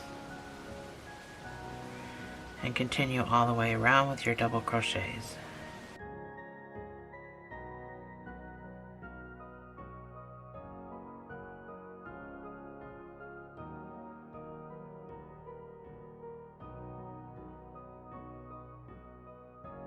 So I'm back around with my 28 double crochet. This was a chain 1, so right at the top of that is where you're going to slip stitch, and you're going to chain 1. So that keeps it nice and tight in there with the chain 1s. But we have to start, because we already started, putting the stitch in the same space as the chain. So this one starts with a single crochet. This is the round we're on. So that goes into the chain 1 space, which means you're going to lose your chain 1 if you're not familiar where your stitches are. So you can mark chain 1. I don't have to. I can see mine, but mark your chain 1 space. You're going to the top of it anyway, which is going to be this bigger stitch. It's not going to be this small tight stitch. It'll be that stitch. The one you just made. In that same space. Anyway, 1 single crochet in each of these 28 stitches.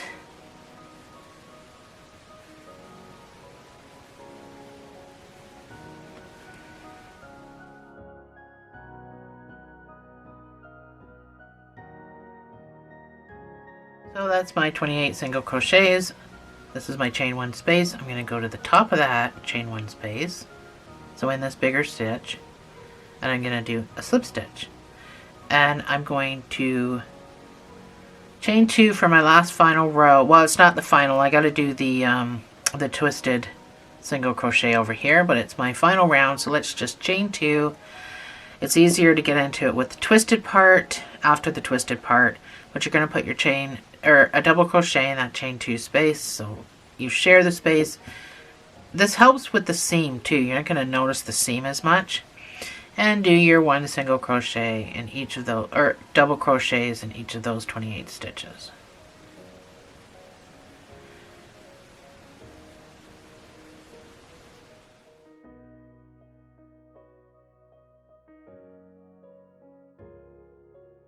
So I'm back around again. I'm going to slip stitch to the top of that chain 2. I'm going to chain 2 again. So I'm going to skip 1. The reason I'm chaining 2 is because generally we do a twisted, chain 1, and then, so pull up on that loop. You're going to skip this, and you're going to go into this with a single crochet and pull up on your loops. Do your twisted, pull around, yarn over, finish the stitch, do your chain 1, and then pull up on the loop. So just make sure this loop is big like before. Skip 1, go into your next one, pull up, twist, yarn over, pull through, chain 1, pull up on the loop, skip 1. So same thing as before. Don't forget to chain 1 before you pull up on your loop, make it big, twist, finish the stitch, maybe. Chain 1, pull up on your loop.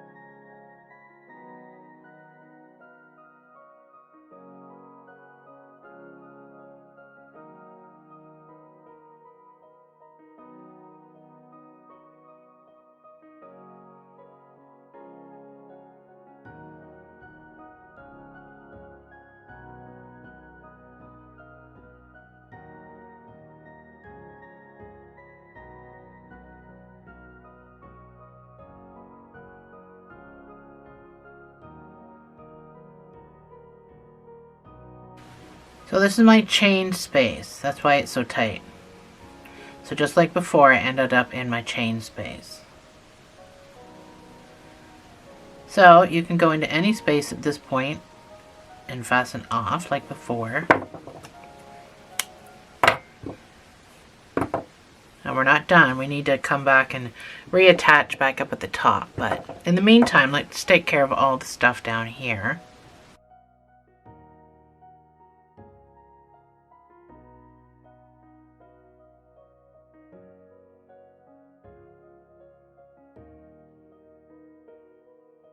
And then this guy here, it doesn't really matter. I can probably crochet him in. So there's your legs. So your seam shouldn't be that noticeable in between, because of the way that we did it. So I want you to reattach back up at the top.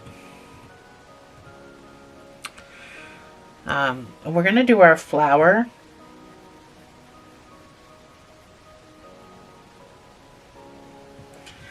So you need to get, I'm going to use blue for my next flower and the green for the leaves. So you need those two to be kind of ready. But take whatever short color you're using and reattach. Make a slip knot and reattach into the same space.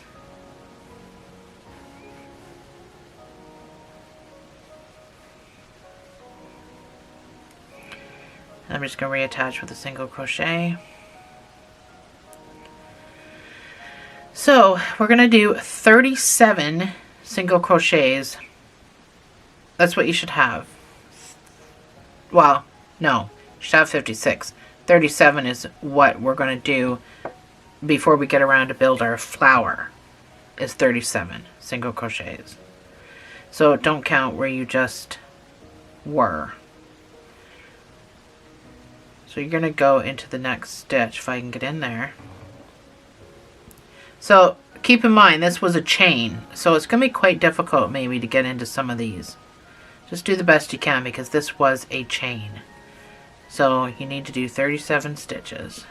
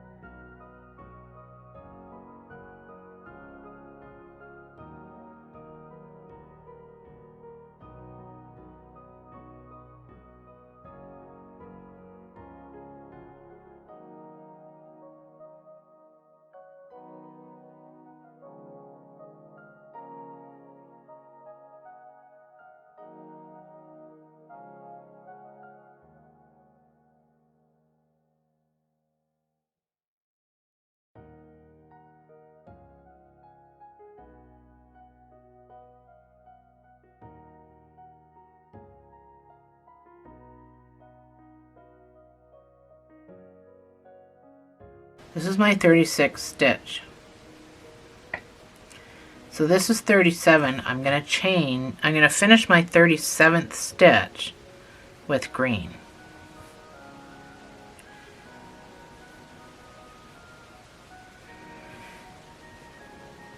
So I'm just going to tie my green straggler to my purple. I got to keep the purple there because I'm going back to it.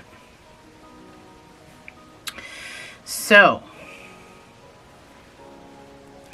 we're going to do one single crochet. So go into your next stitch and then chain 5.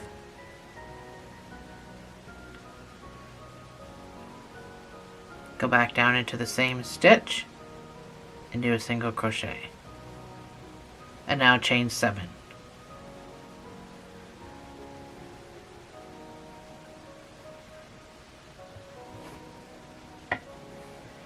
Come back down into the same stitch and do a single crochet and chain 5.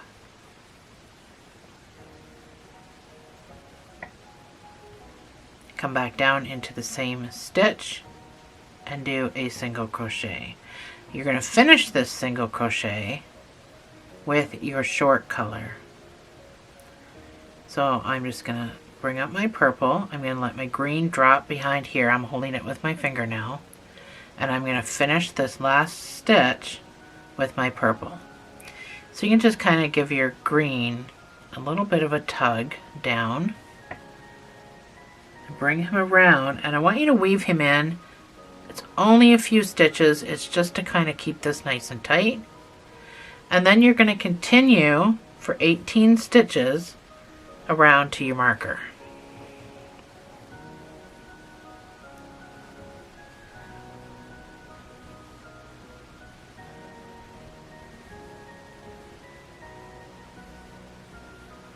That's 6. I'm going to cut my green off.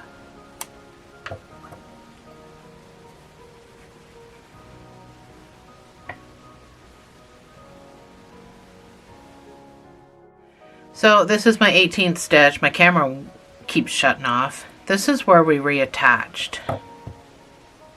That's where we reattached. Go into that space and do your slip stitch.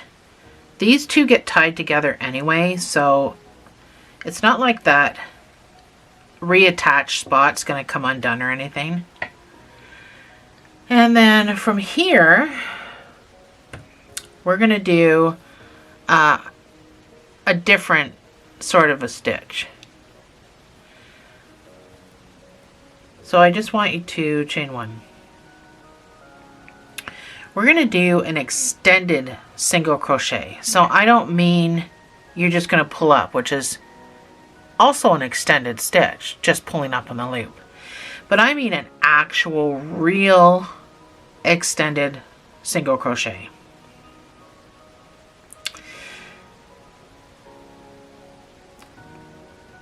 Don't need to go into this chain one space because we just kind of overtook the reattached spot. If we hadn't done that, it would have looked funny. You would have had, see, we got gapping here from our double crochet. You would have had another gap, and that's why I kind of took over that space. So just go into your next stitch here. So an extended single crochet, an actual extended single crochet, is going into your stitch like a normal single crochet, but you're going to yarn over and pull through one first. Then you're going to yarn over and finish the stitch like a single. That's an actual single crochet. We're going to do 36 extended single crochets. So we're basically going to come back around and we're going to go behind our flower. So do the extended all the way up to your flower, or your leaves basically. So let's do it again. Go into your next stitch like you're going to do a single, yarn over, pull through one, then yarn over and finish the stitch.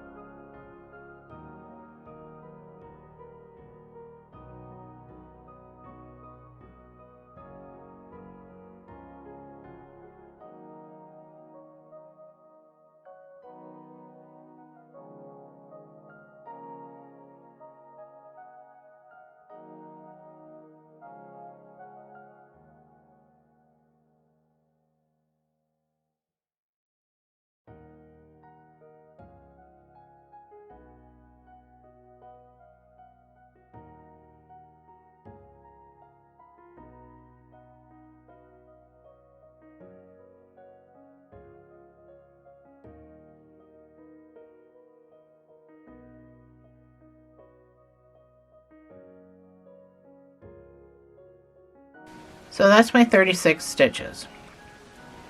So we've got one more to do. I just wanted you to stop there in case you wanted to work out of me. So go into your 37th stitch. This is where we changed colors. So go into your 37th stitch, do an extended single crochet and chain one. Ignore everything in here and pop across to the next available stitch, all in behind this green, and continue with your extended single crochets.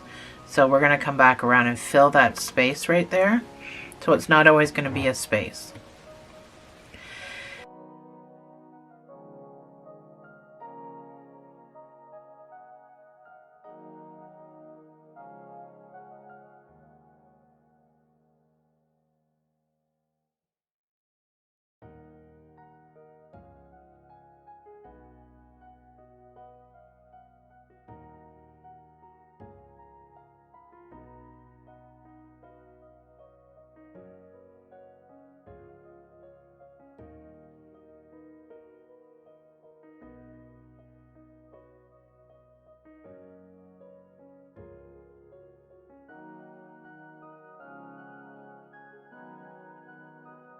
The reason I chose to do extended is because I want to kind of keep with the same double, single, the appearance of it, but I don't want to have the height of it.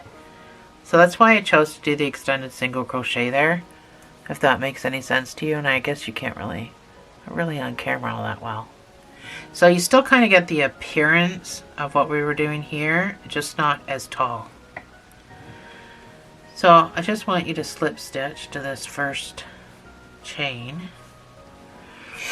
and we're just going to do single crochet. So you just need to chain one here,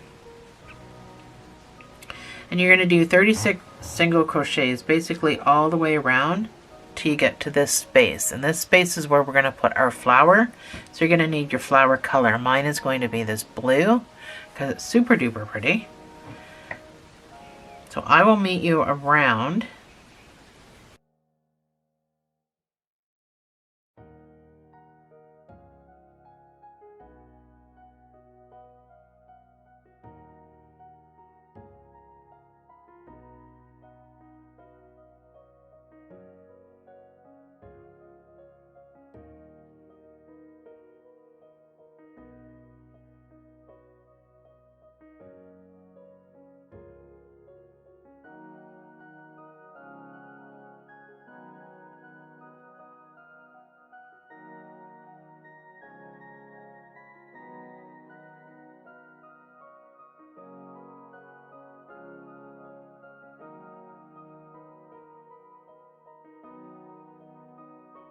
That's my, oops.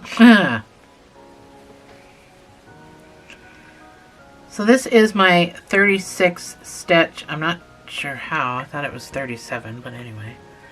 I am going to finish that with my flower color. So again, I'm going to tie my blue to my purple. It just keeps everything nice and snug and secure in there. It all has to be weaved in, so I'm making more work for myself. So inside this great big space, you see my finger poking through right there. We're going to do what's called a cluster stitch. Same thing we did up on the shirt of the clown, but I don't know if you remember. So we're going to do double crochets in this instant.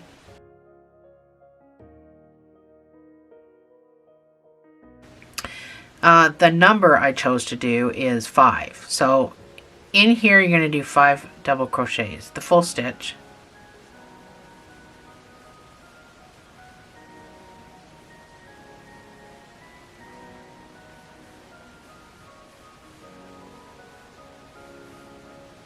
Gets pretty squishy.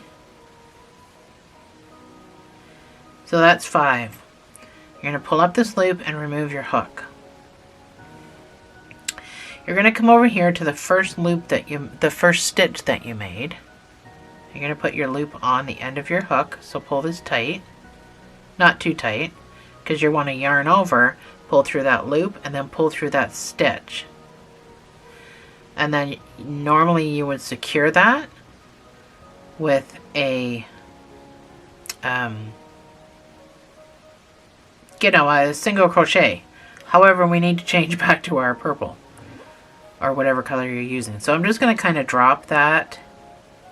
We'll deal with it later, and I'm going to do my secure stitch with my purple, and then I'm going to come across into the first available stitch down here to continue with my single crochets. So that's what it ends up looking like back there, but you can pull down and tighten everything up nice and tight to keep it safe. You can tie these into a knot. Like I said, everything is getting all weaved in anyway, but you know me and safety. And then you're just going to do, well, what do we do? 18 single crochets? 18 single crochets back to our marker.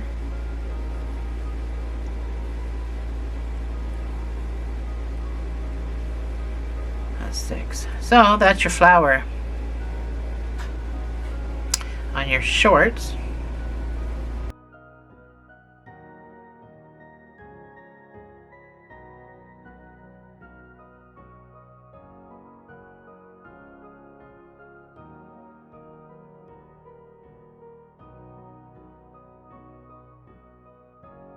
This is my 18th stitch. I'm going to go to the top of that first chain and I'm going to slip stitch. So this is where we start making our straps. So all of this, I tied mine in knots. I just need a long enough tail to weave because I got to weave all this in. I mean, I guess I don't have to, but to make everything nice and neat, I kind of do. So I'm going to move all my flower stuff out of the way.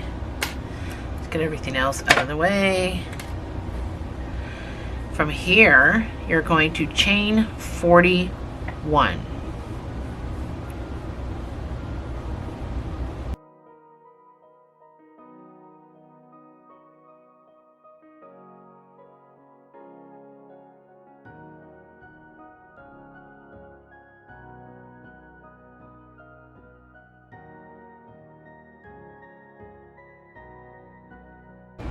That's my 41 stitches. You're going to do 40 single crochets back up because 41 stitch, the 41st stitch is still on my hook. So 40 single crochets back up.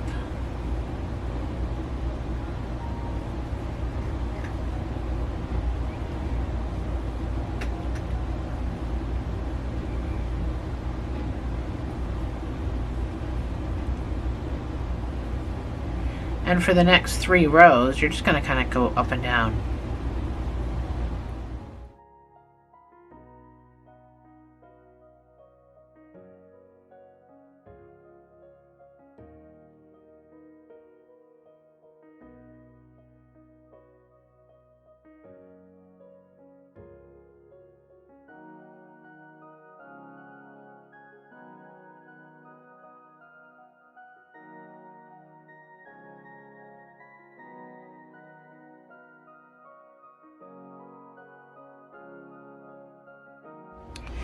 So I'm all the way back down to the bottom.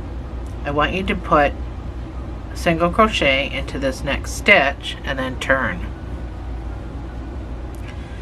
And then go back up for 40 stitches.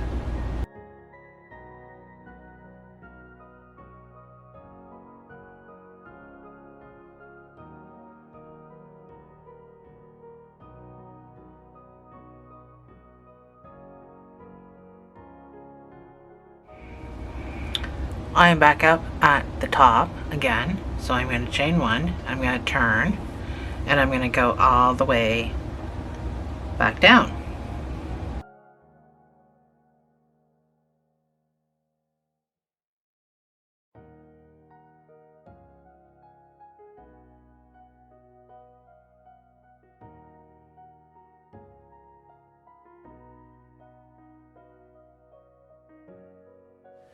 So I'm back down to the bottom. I'm going to go into the shorts. That's my strap, one of my straps. So I'm going to do 51 single crochets. So I'm not slip stitching anymore. This is the last-ish row. It's the last row. We got to build our other strap though. So I'm not slip stitching anymore. I'm just going to go around like amigurumi. Yeah, we now want to do 51 single crochets from here. That counts as number 1 where you reattached. Off the strap, that's number 1.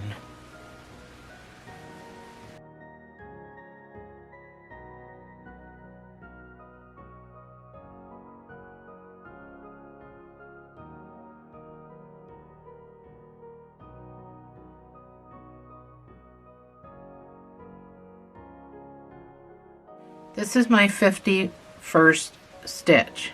That's 51. I'm in chain 41.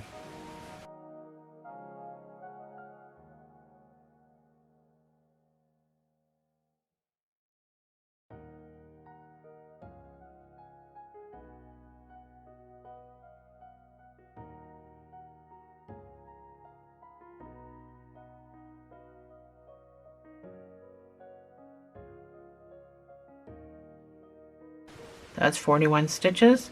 I'm going to do the exact same thing. I'm going to do 40 stitches back down.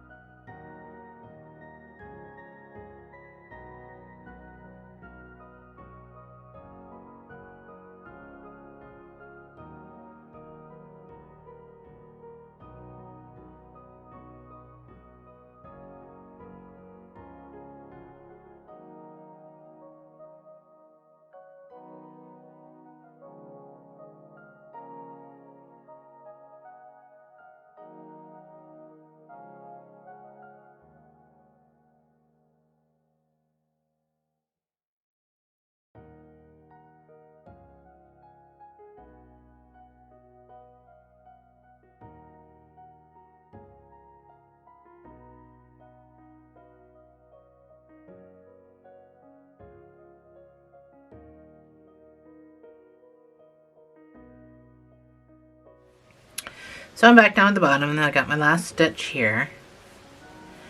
And then I'm going to go, so this is your other, where we started, you've got one stitch.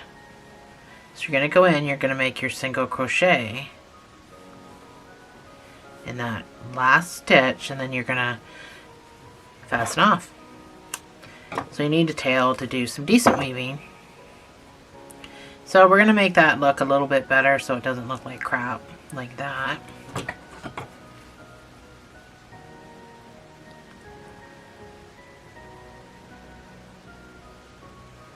Not sure what it is with this yarn. It really wants to split all of a sudden. So go into this tiny stitch. Go into all of it. Pull that through and down. And then come around and go through the front loop of that exact same space you just fastened off of. And give it a nice snug pull. And then just go through so you can weave over here. So because I just did that, I just want to make a small wee little knot on this side because of what I just did. Just to secure it so it doesn't kind of get all loosey-goosey and open up. Especially if you're planning on washing any of this stuff. So because I made that small little knot, I really don't have to weave that far. But I do have to weave in all this other crap.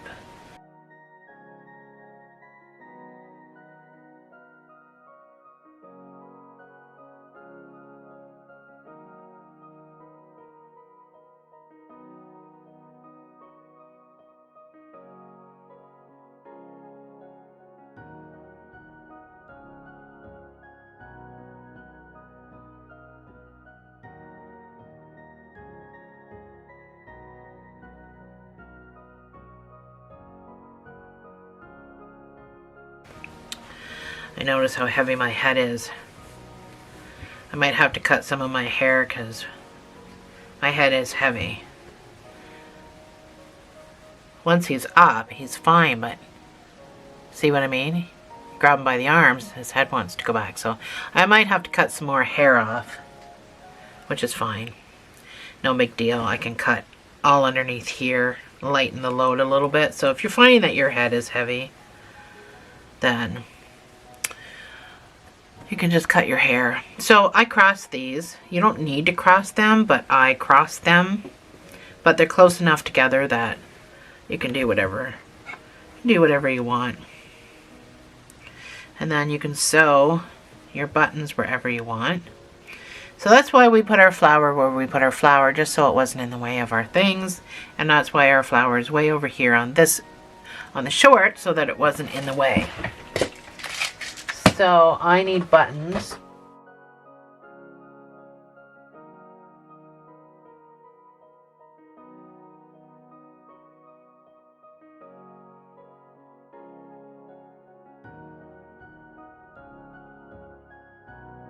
So I'm using just a regular needle. I'm gonna untwist.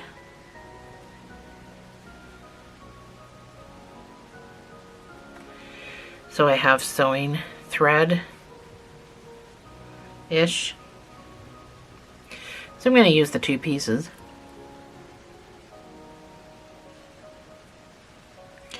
And I'm sure you know how to sew on a button. I do it the lazy way. So you can put your button anywhere you want. It doesn't matter if there's an overhang.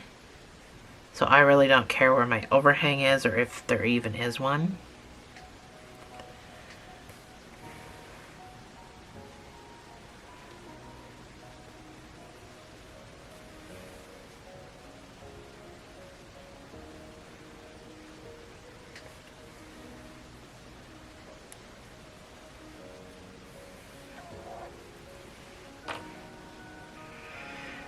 So after I do that, I just tie it very tightly. I do leave nubbies. So I just forced a hole in mine anywhere. I just forced it by stretching, because I don't plan on undoing this ever. So yarn stretches pretty good. I just stretched a hole and I did it up.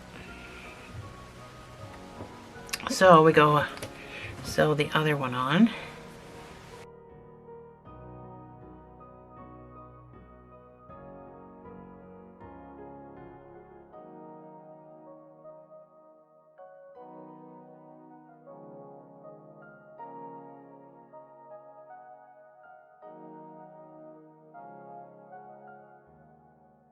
There we go. That's my clown. That's our clown. So his pants have the spaces that they should have to be dorky, right? They should go down to just his socks, where you can still see his geeky socks. So he's a great big geeky funny looking guy. And we are done. I really, really hope that you enjoyed this tutorial, because I'm pretty proud of this guy. Hi, funny story. So I already did my outro and everything and forgot that I didn't do the bow tie. So, there's going to be a funny little clip before the actual outro that I've already filmed, because I'm sticking in this clip now of the bow tie. So let's do that and then the end of the video. So before I start the bow tie, I just want to point out that I did do my little button. I glued on my little button flowers. You can get these on Amazon. They're just wooden buttons. They do have the 2 holes in them for sewing, but I just used them. I used them on my Volkswagen Bug that I built too as well, and then I just glued them to the hat. So that one's hard to see, but I just wanted to point that out. I think it's cute. Gives you an idea of what you want to do. So I think I'm just going to do my my bow tie in this color. So this color that I used for the sock and for part of the t-shirt, and I didn't have the tag at the time, but I did find it while I was cleaning up after my video. And this is a Craft Spartan Mint. That's the color of it, is mint. So I'm using a 4mm for the bow tie. Well, have a background. I don't know if you've ever done a bow tie with me. Here, I'll do a yellow background. I don't know if you've ever done a bow tie with me. Oh, yellow may not be a good idea. Let me see what else. Let's try blue. Let's try this way. That's a little better. Let's try red. You would think I would become prepared since I screwed the video up already. Oh, that's the wrong side. I need the side to stick. There we go. Red should work. Now it just looks like white. Whatever. You should be able to see it. So we're going to start off the bow tie by chaining 5 and doing 4 single crochets. I'm going to zoom in just a little bit.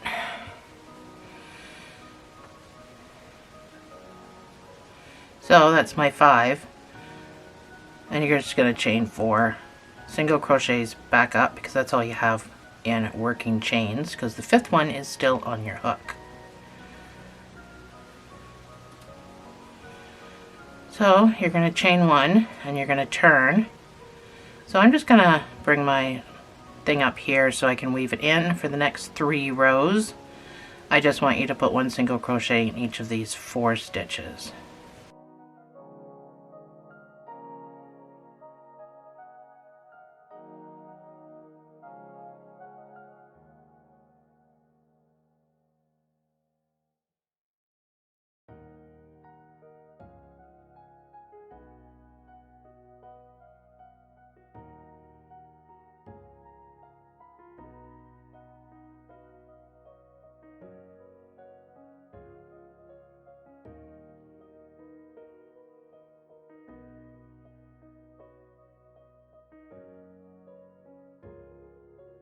So after your 4 rows is done, I'm going to just snip off my little tail here. I weaved all that all the way up, so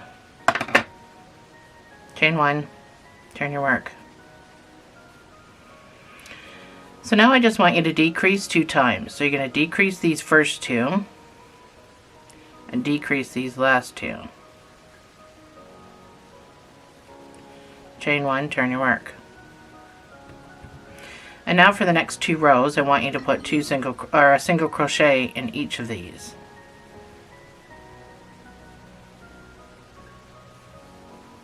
Easy peasy. Chain 1, turn your work. And now we're going to increase. You're going to increase both these. So you're going to put 2 single crochets in the same space here. And then your next stitch, 2 single crochets in the same space. Chain 1, turn your work. And now you have 4 stitches again. So for the next 3 rows, I want you to put 1 single crochet in each of these 4 stitches.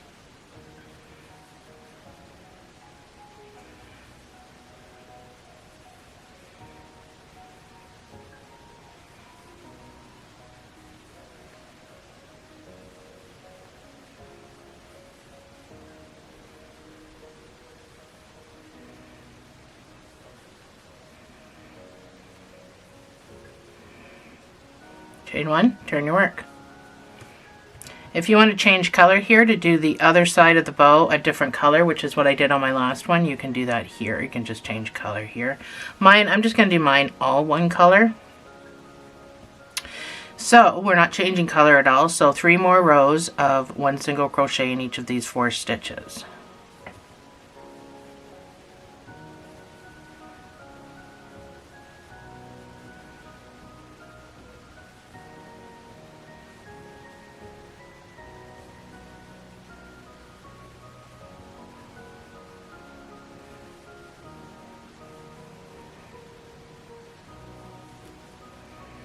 So that's 6 all together.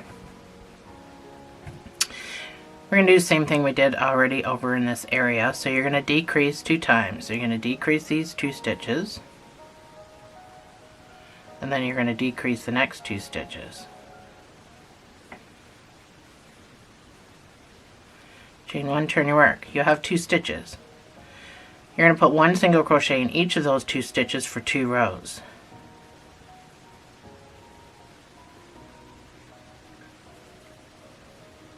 Chain 1, turn your work. So now we're going to increase these 2 stitches. So in this first stitch, you're going to put 2 single crochets.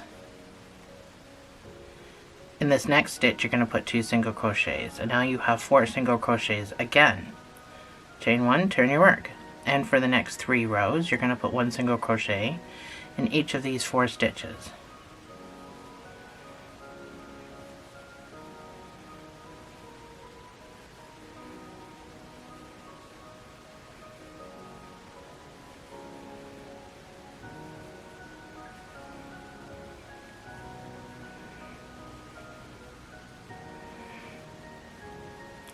That is it. So you can fasten off. You're going to need a bit of a tail.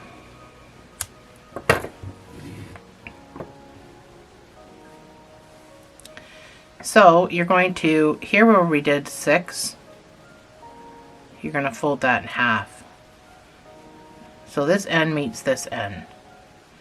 And that is your bow tie.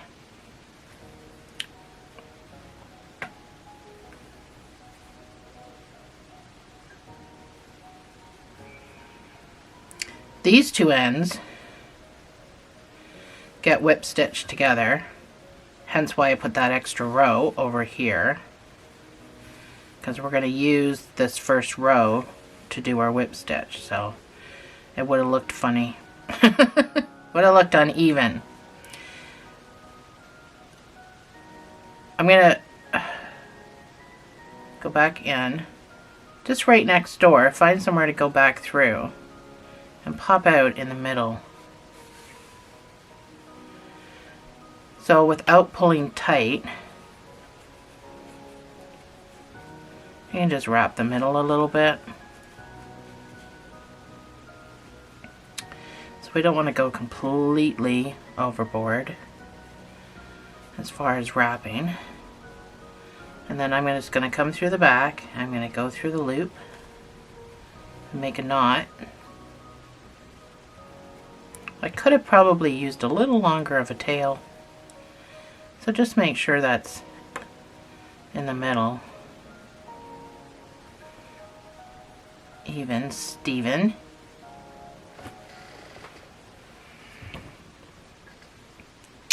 So you can tie this around their neck, or you can sew it.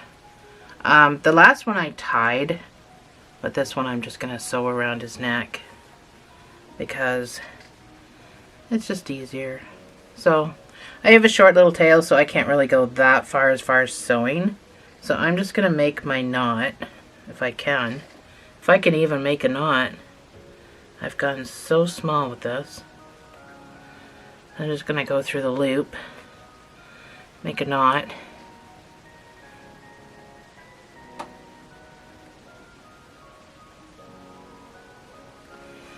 And then you can just pop out somewhere,